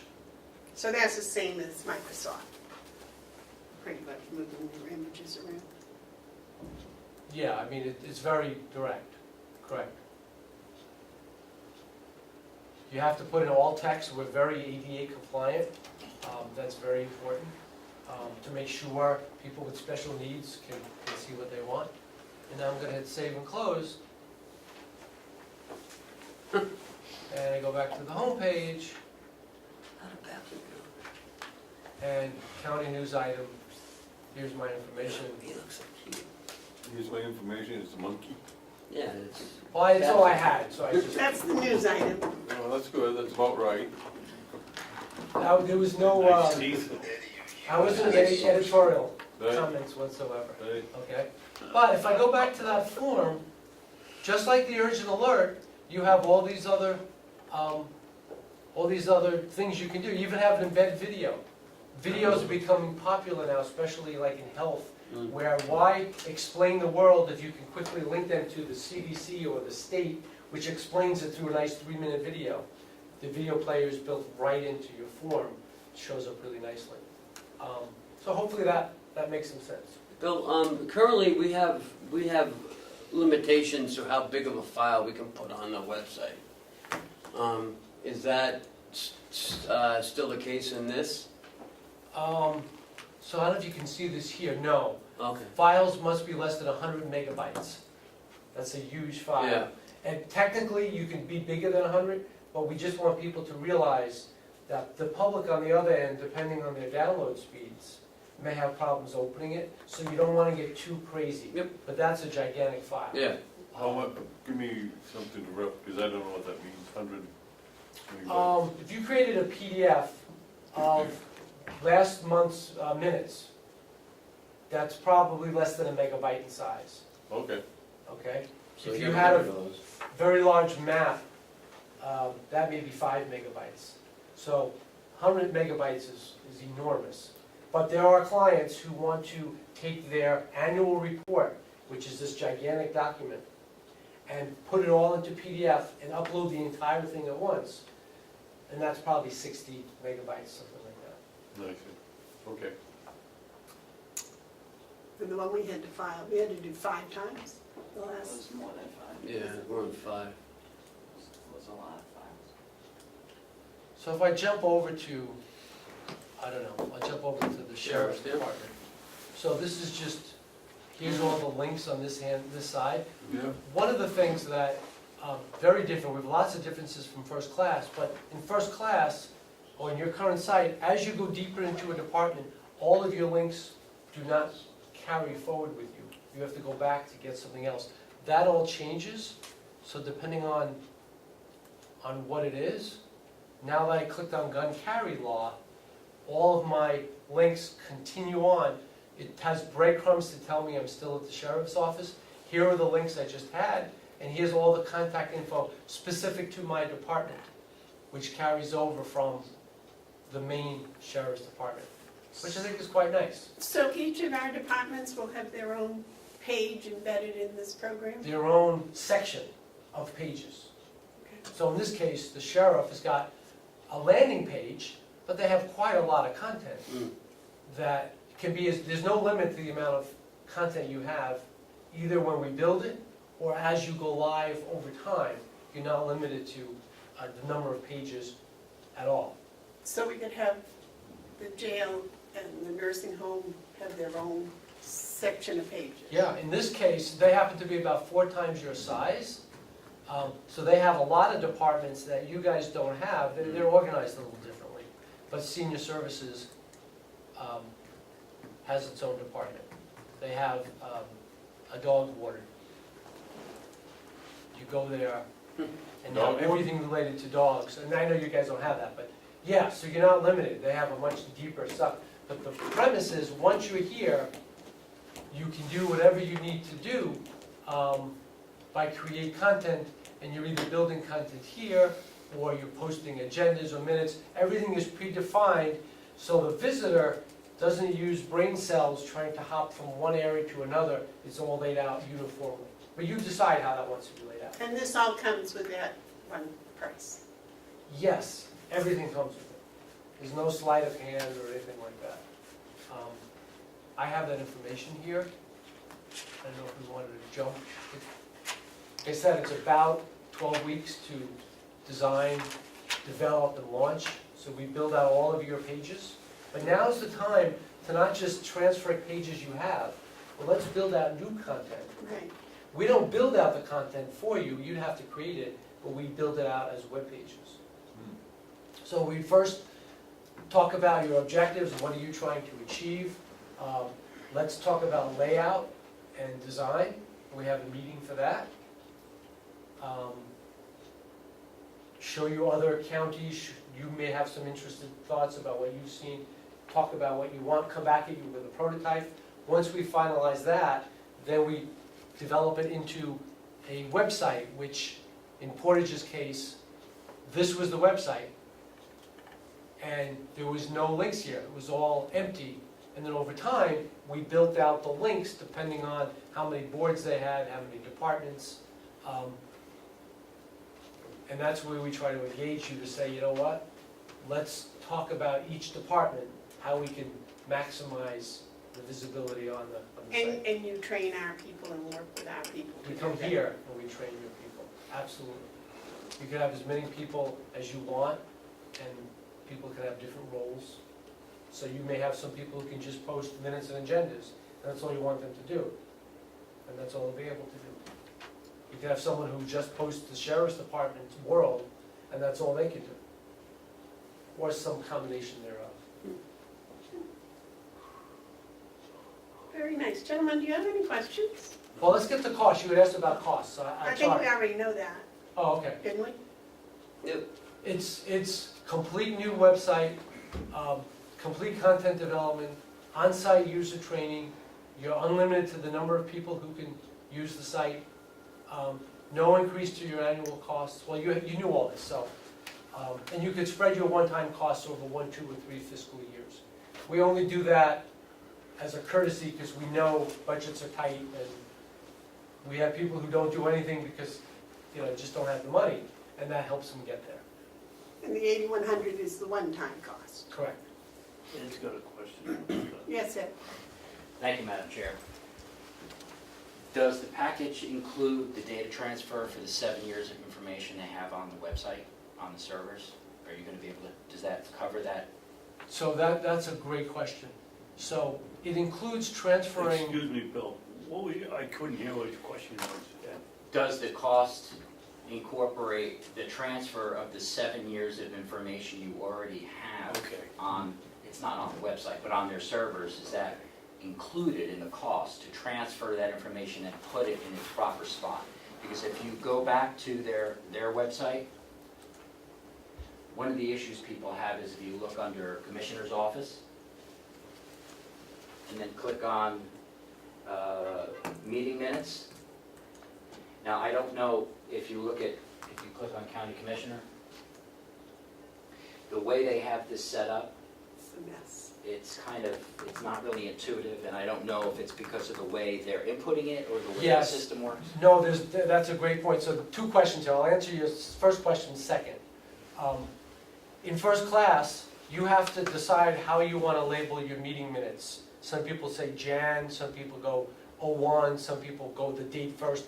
That all goes away because you're picking from a calendar.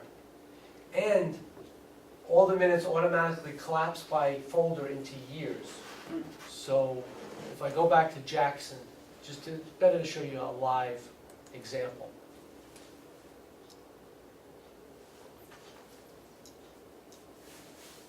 So if I go to the Board of Selectmen, here are the 5 most recent minutes chronologically, because those are always displayed in the Selectmen's page. But if I click View All your minutes, in their case, they have 2 years of minutes, will be nicely laid out chronologically in this fashion. So That's your first, but that's your second question. Yes, the So first that's gonna be a lot nicer. Your first question is, we would move all of your minutes, but you also have, I'm guessing here, but I'm pretty confident, some really old, non-public, it's not live, files and PDFs and website. We're not gonna move all that stuff, because you really don't want it. We're gonna move what you tell us you want, but we're gonna give you access to all of that information by logging into First Class whenever you need to. So we're gonna continue to host that. So you may have someone in one of your departments saying, wait a minute, where is so-and-so? This is seasonal, and I put it up there. Every 3 years I put it up. You'll be able to get at that, to post it. But we're not gonna bring over all of that old stuff, if that makes sense. Does that make sense? Well, why wouldn't you? I don't. It's just gonna clutter up all of your cabinets. So if I go back to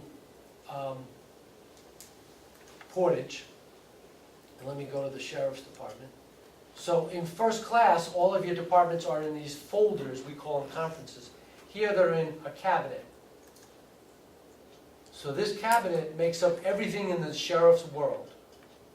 And the cabinet has files, and it's got free-form documents, and it's got a whole bunch of things.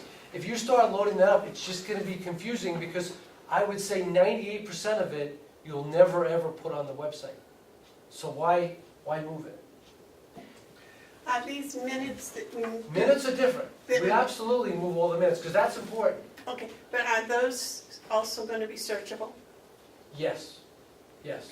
So there's another thing, and again, I haven't hit all the specifics, but if I go back to Portage, I can search, I don't know, I'll search the word tax.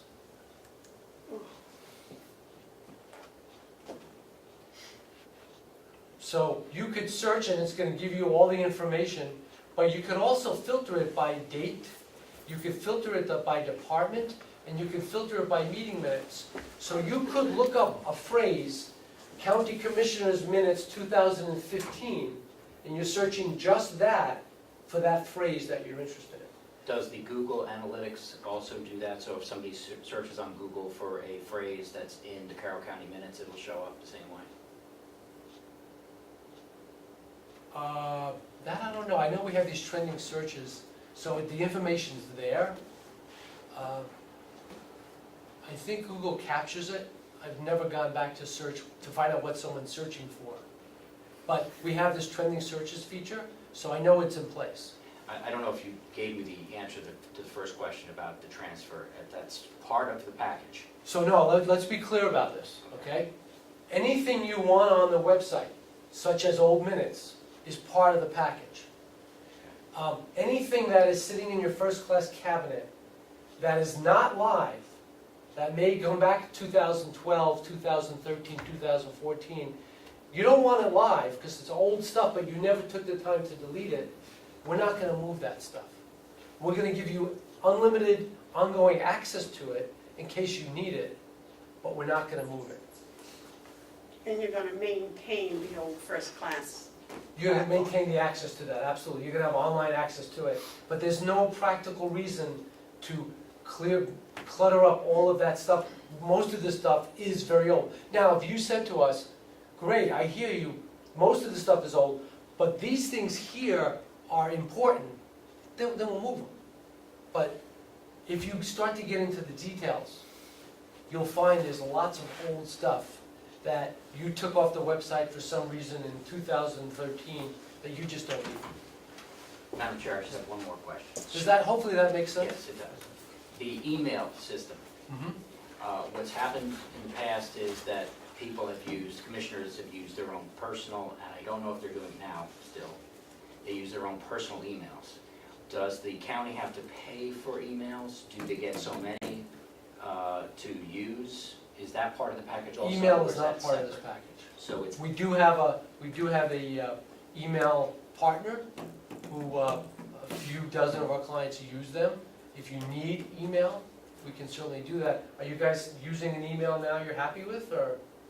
I don't use county email. It just comes through To on, commissioners. yeah, it comes through the county commissioners on the webpage. Like, just go back to the commissioner's office, Right. and, yeah, right there. So. He's using his private one.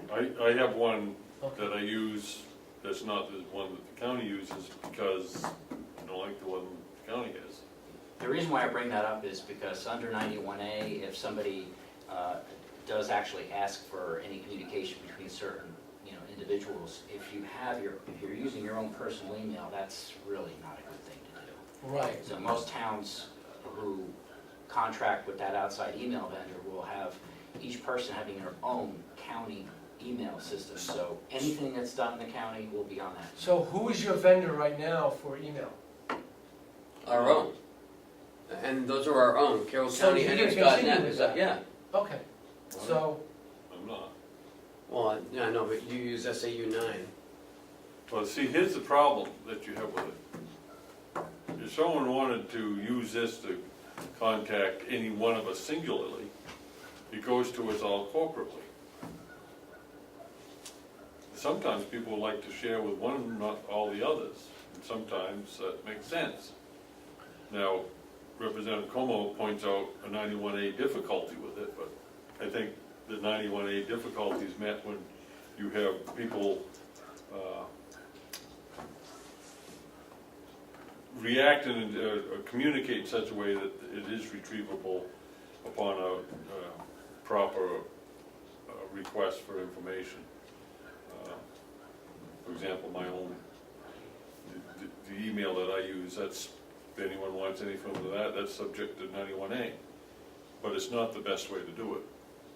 Each commissioner, I would submit every member of the delegation should have their own email for these purposes. I know the delegation has the general court web server,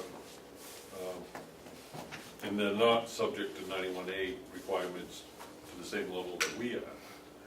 But the theory is still the same, that when you have these conversations, they should be. and But that's the more email your- is not part of Well, yours. email is not part, if you need a new email, it sounds like you have email. If you wanted to change your email service, then there's somebody we would recommend. But it doesn't sound like you need to change your email service. It sounds like you may want to have each of the commissioners have their own email. So that's what it's a one- Cheryl just said. What? That's what it was. Cheryl, that was- Cheryl just told me that. She said they should have their own individual county email. Right. Well, in the absence of that, I use this one. So the reason I'm showing you this, by the way, is whatever you use, if you want, a lot of our clients say, you know what? Once you make your email exposed to bots or robots, they harvest these emails and it creates a lot of spam in your accounts. So one thing we do is, if you go back, I went to the clerk in Jackson, is if I wanted to email Karen, I click on this. We're not exposing Karen's address, but we open up a little form that you can send your message directly to Karen, but we're not exposing her email address to bots that are surfing the website. Has nothing to do with your question, but I just threw that out there as an added thing. So you've got contact Karen, and hidden behind that is her email address. And it goes so- directly to her inbox. Okay. And that one, while you have a robot, I'm not a robot thing. Yeah, this is one of those things that's, unfortunately, there's the sophistication of robots with keeping one step ahead of them. Right. Did you have a follow-up? No, that was it. it'd be sad is if the robot figured that out and said, I'm not a robot. Yeah, well, give them, Well, no, but give them a sometimes, while. when they do that, it opens up a screen that says, pick all the signs in this, I don't know if you've seen that. Yeah. Yes. So that's what this is, but I think it knows me, so it's saying you're good. Oh, Then you have to pick the signs, or pick the images that have buildings. It's a way of oh, stopping the robot from just knowing to check, because they are vicious at times. interesting. All right. Any other questions, gentlemen? No, Is there I'm good. anything else you'd like to impart?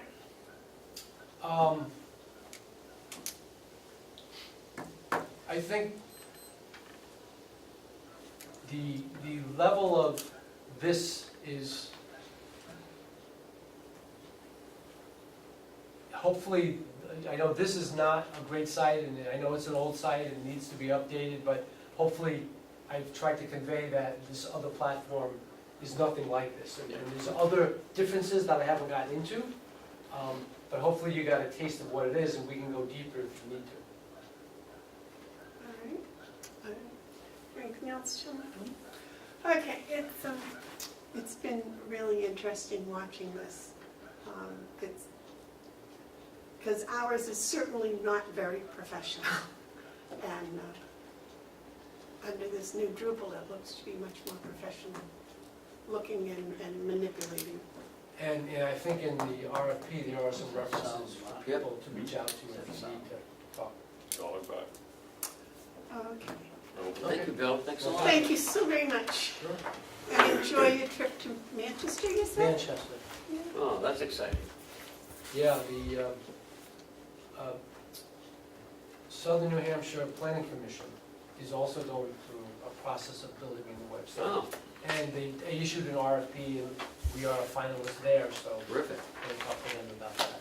All right, so, if we go back, I believe you had a commissioner's update. I did, I got a couple of things.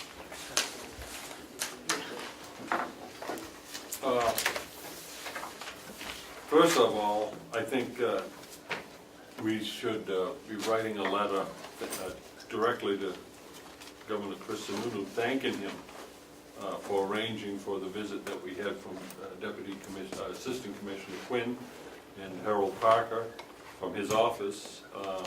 We wrote a letter expressing our concern, and the governor responded, and I think, it's incumbent of us to thank him. So I'd like to have us direct Ken to write a thank you, just a brief thank you letter that we appreciated the attention that he gave to our previous request. That could be done. I think that's a nice idea. And the other two people that were here with you, please. Right, and I think it could go with Ken's signature, so we don't have to have a letter. Just signing it. And I had one other thing. It has to do with the feasibility study for assisted living for our elders. Do we have the RFP for that? No, no, we don't. And that's why I want to make a motion, but I want to tell you what the motion is before I make it, because I want to give the rationale. I had a rather interesting conversation with Representative Karen Numberger the other day. And in that conversation, a few things were made known that I hadn't previously known. One of them is that... Excuse me, Mark, was this the television? Yeah. Or was it something else? No, it was a television. Okay. No, we did that discussion, but in that discussion, we talked briefly about the difference between a request for proposal and the request for qualifications. What we had previously done is directed Ken in how we do work up a request for proposal. After this conversation, it dawned on me what we should be doing is asking for a request for qualifications. And the reason for that is, if we put out a request for proposal, we could hear from 20, 30 people who aren't qualified.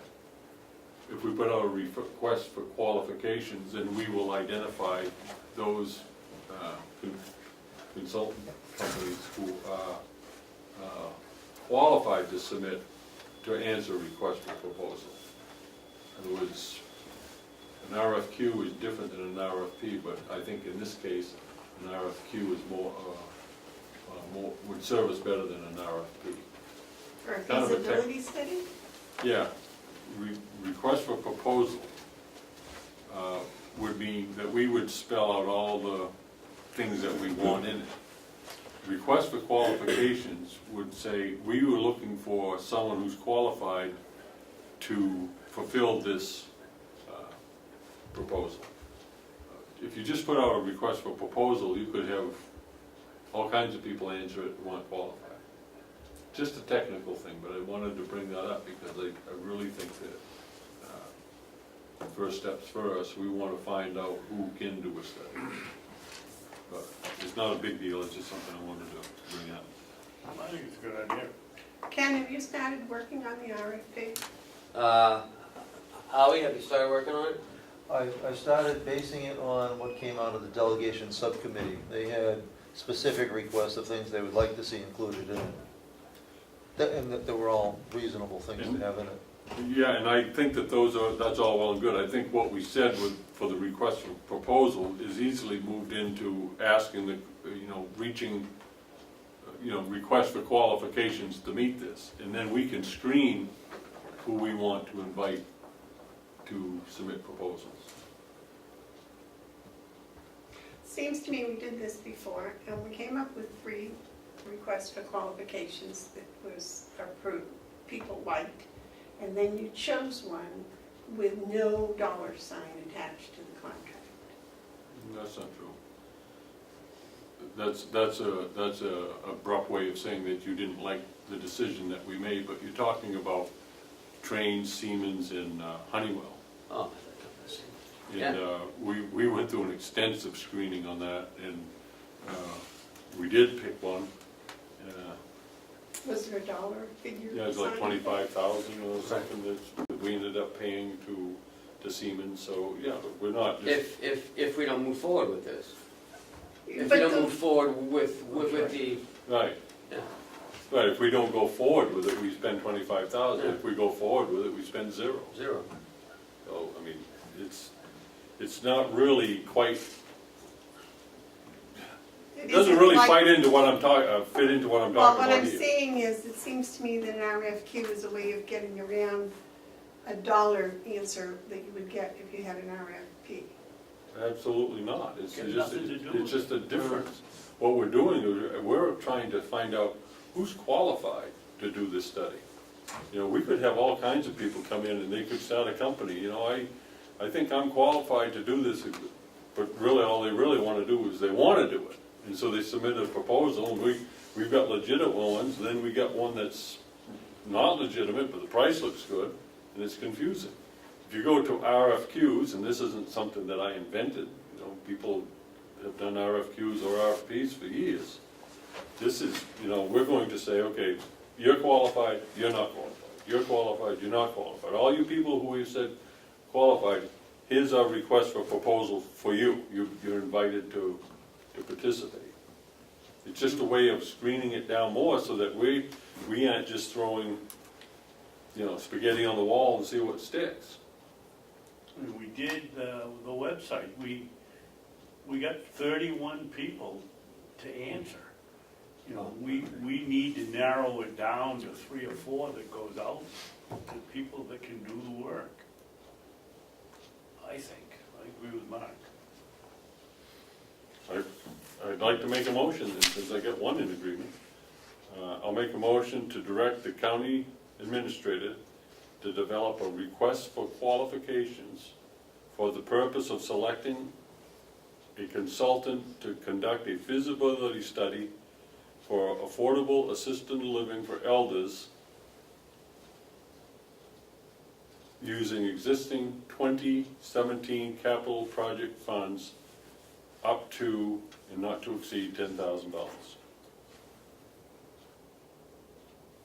The only thing if I get a second, I'll second it for discussion.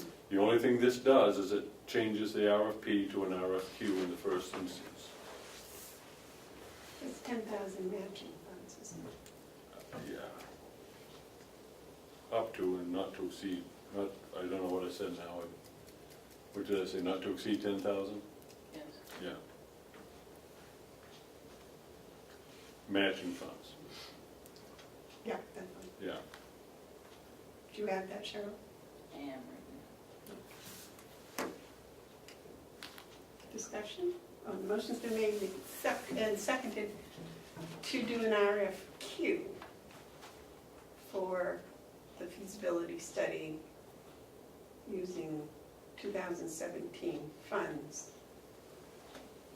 of $10,000 matching. Yes, David? Madam Chairman, can we have Commissioner Hounsell read his motion? I think there's some miscommunication here between what he motioned and what you just said the motion was. Yeah, let me read it again, because okay.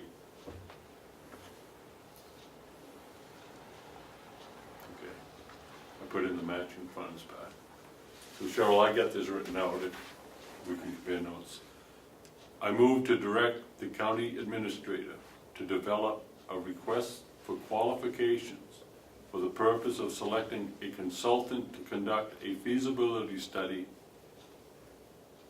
for the purpose of affordable assisted living for elders using existing 2017 capital project funds not to exceed $10,000 match.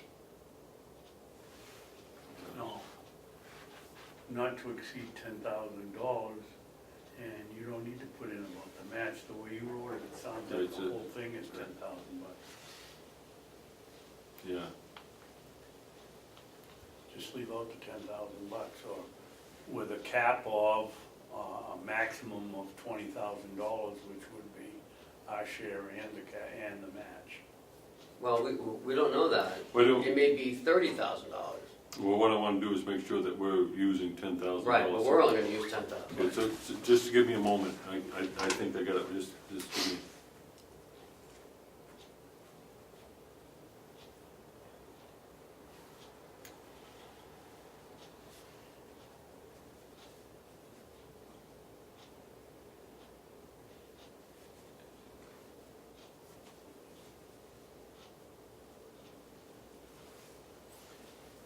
Okay. I think this works. For the purpose of affordable assisted living for elders using existing 2017 capital project funds and not to exceed 10,000. That doesn't work, I don't know, I'm having a brain Oh, freeze. that's right. This one isn't being matched, so it's our $10,000. Yeah, right. So $10,000 is fine. Yeah, so it is not to exceed $10,000. Yeah. This doesn't mean that that's all we're gonna contribute. Yeah. I have a question. All of the people that meet their request for qualifications will then be given an RFP? Yeah, Oh, exactly. We will decide who's qualified. We put out a request for qualifications. Or if you get 10 that are qualified? And they come in and say, we get 15 responses, we go through them and we say, these 8 are qualified. Then we take those 8 and we send them out a request for proposal to each of those 8. The 7 that weren't qualified in our estimation aren't invited to submit. And that's what, if the request for qualifications would state that. Mhm. So we'd send that out, through the newspaper, through the website, through every which way we can, people we know, asking, the RFQ, and people say, oh yeah, I'm interested in this, and they would submit their qualifications. They wouldn't submit a proposal. They would just say, yeah, we were interested in, we believe we're qualified because we did this project, we did this project, we did this project. Someone might come in, I'm interested, I've never done one before, but I went to school and almost graduated. We would say, well, he's not really qualified. Or you're almost qualified. Or you're almost qualified. Qualified for Belknap, not for Carroll.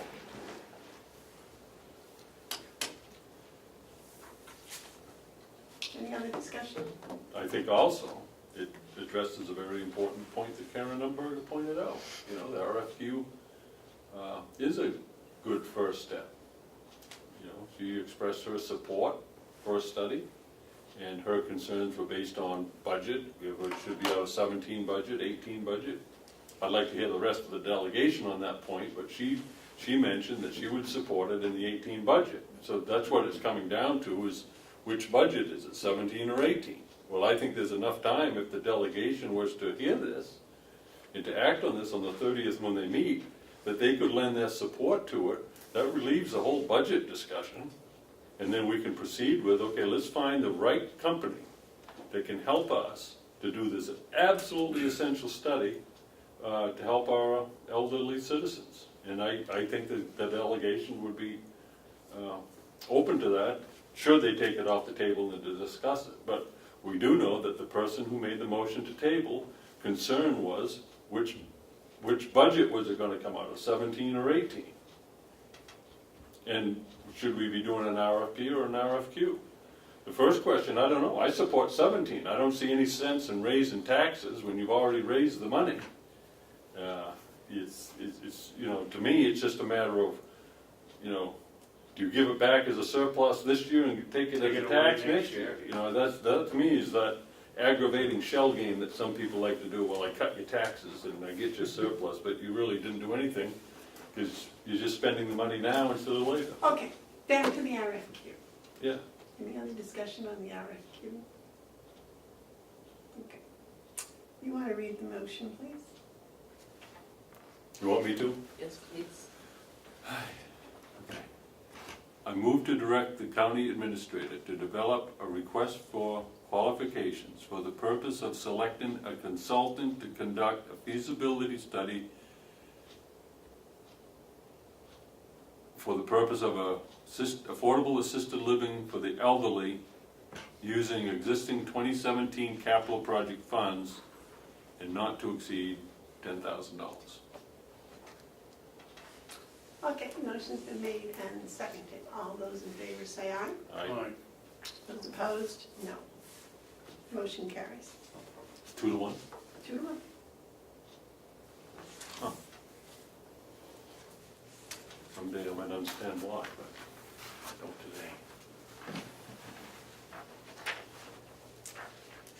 Any other commissioner updates? Okay, so it's my understanding that we have a non-public and then we have a non-meeting.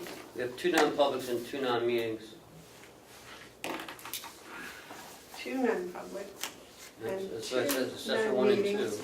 Is there going to be anything after? So, you take it, it's gonna be more than 10 minutes? Oh, yeah. Okay, so may we have a short recess, and John, you can pack up and go home? Oh. Is that all right, Madam Tim? Chairman, you didn't do the last public input? Oh, I'm sorry. Thank you, sure. Is there public input before John shuts down? Yes, sir. I did just have a question.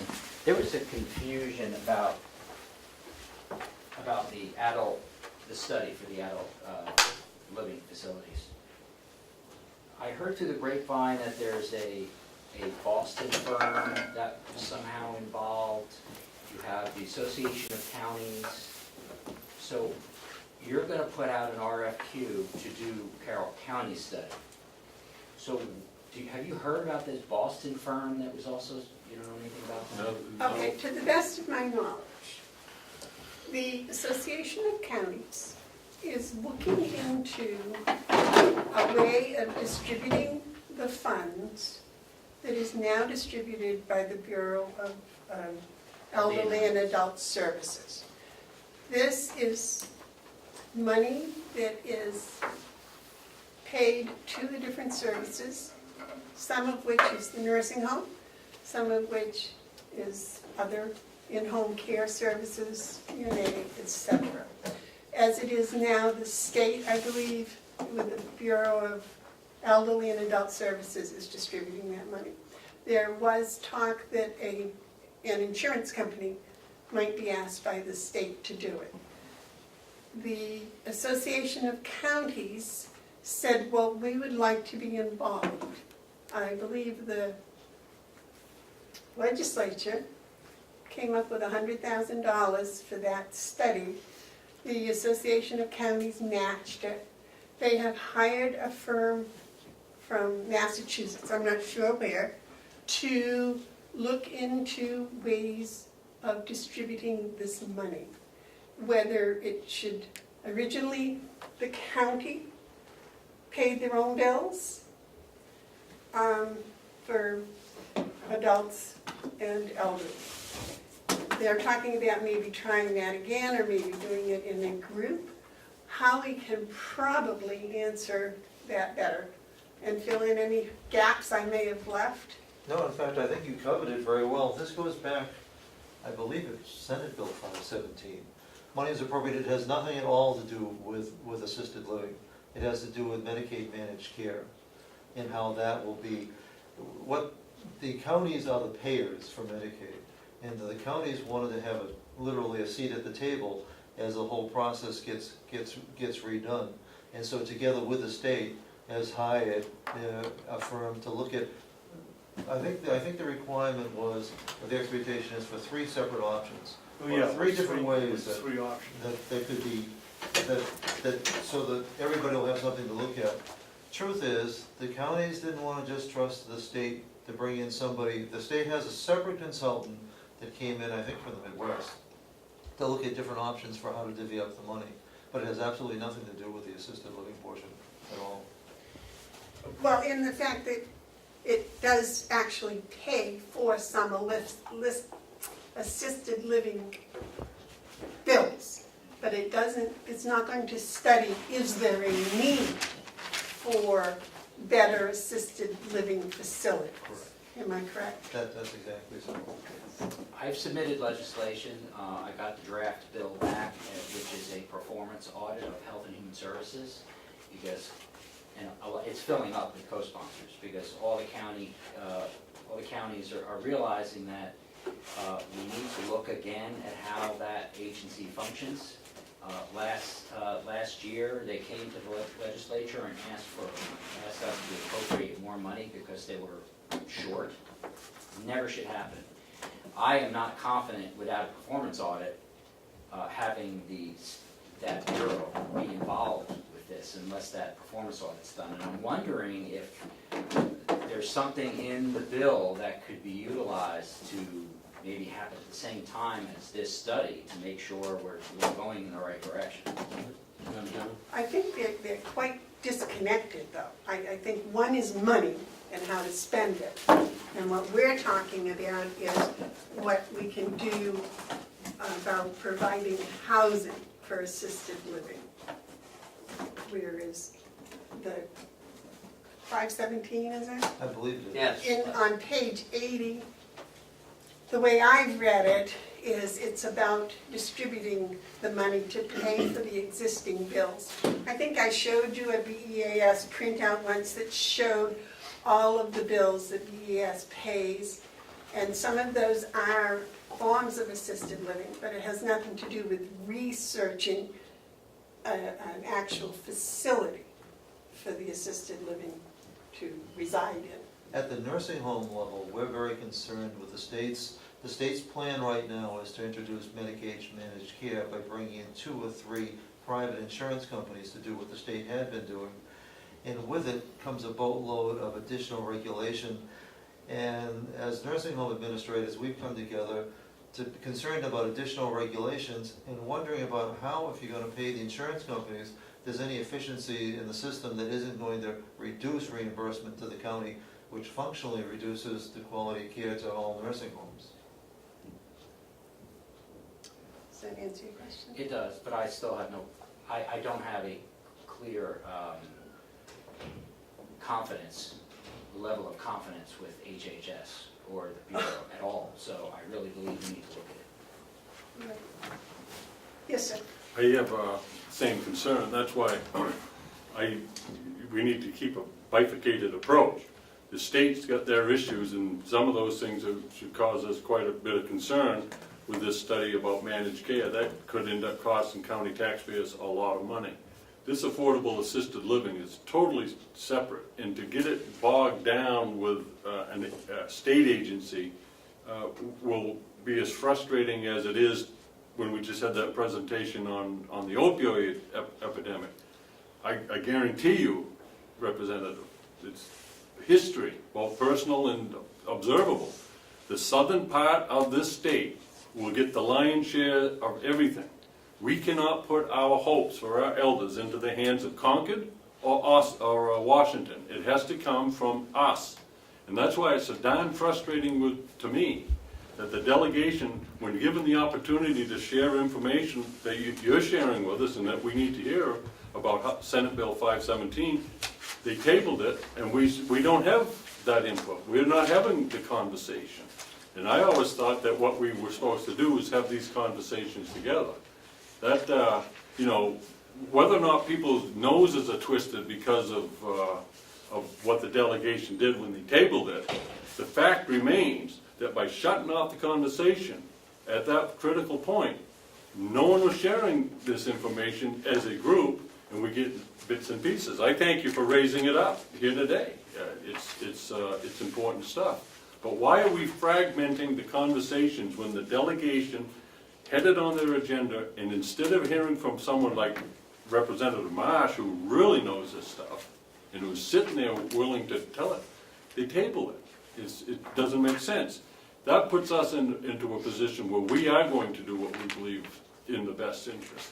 But you see how it now has become politicized? It's not necessary. The delegation's going to meet. I hope, it's up to them. I'm not going to lobby them or do it. I just hope as a citizen that they'll take it off the table and discuss it in all of its dimensions. Bring in managed care, bring in the whole thing about DHHS and how they need a performance audit and all this, but at the same time recognize that the elders in Carroll County are in need of us doing something, and the first thing, the minimal thing, is to study the situation. And that's what I would like to really see the delegation grab the bulls by the horn and help us with it, instead of putting it off because whatever reason, we don't even know the reasons. We only know 3 people's reasons. And there's 15 delegation members. I'd like to know their reasons. Back to Representative Comeau's question. I was answering it. I do believe that House Bill 517 in no way is going to do any research as to whether we need an assisted living facility in Carroll County. So those were 2 separate things that somehow got welded together. I encourage you to read the bill on page 80, as I have stated before. It's a little deep for me to wade through, but you're a legislator and I'm sure you'll be able to make heads and tails out of it.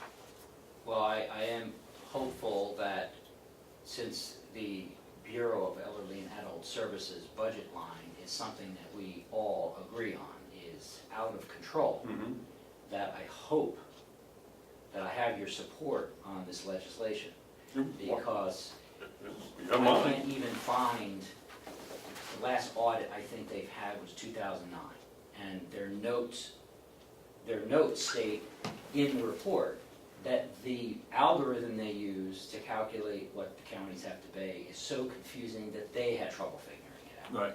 So, I mean, I wish I could put a law in that says that if the taxpayer cannot understand how their taxes are being taken from them, then you can't take the taxes. It's just gotten so complicated, and we have to look at it again. Well, Madam Chairman, I commend you on that, and I hope your bill makes it, because those are the type of things that make government that much more answerable. When I was in the Senate years ago, they had what was called sunset legislation, and I think it was every 6 years, every department, every one of them, judiciary, safety, insurance, all of them had to come in and explain why they shouldn't be sunsetted. And if they couldn't convince the legislature not to sunset them, they were automatically sunsetted. I like that. It was very, I mean, they were held accountable. It became complicated because of so many agencies stuff. Some legislative, somewhere, get in their head that they didn't need to do that anymore. But what you're talking about is a form of sunset legislation. I'd love to see New Hampshire get back into that. I don't think they ever will, but You might remember that. Did they do that when you were in? No, they just put in the bill, it sunsets at a certain date and then vote to continue. I think it was Bob Monia, if you remember him, he was the Senate president.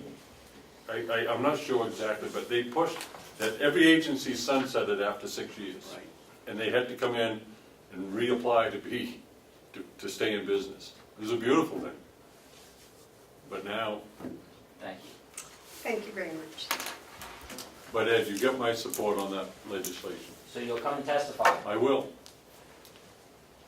I will. Fill out the pink card.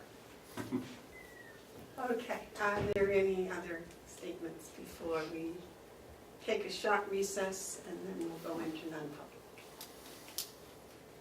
We have to vote to go to non-public. I make a motion, we go into non-public. Under RSA 91, that. Section 1, thank you. Session 1, in Session 2, 91A3, paragraph 2, small c, matters which if discussed in public would likely affect adversely the reputation of any person other than a member of the body or agency itself. Roll call, please. Sure. Oh, I'll second it. Commissioner Hounsell? Yes. Commissioner Babson? Yep. Commissioner Bevard? Yes.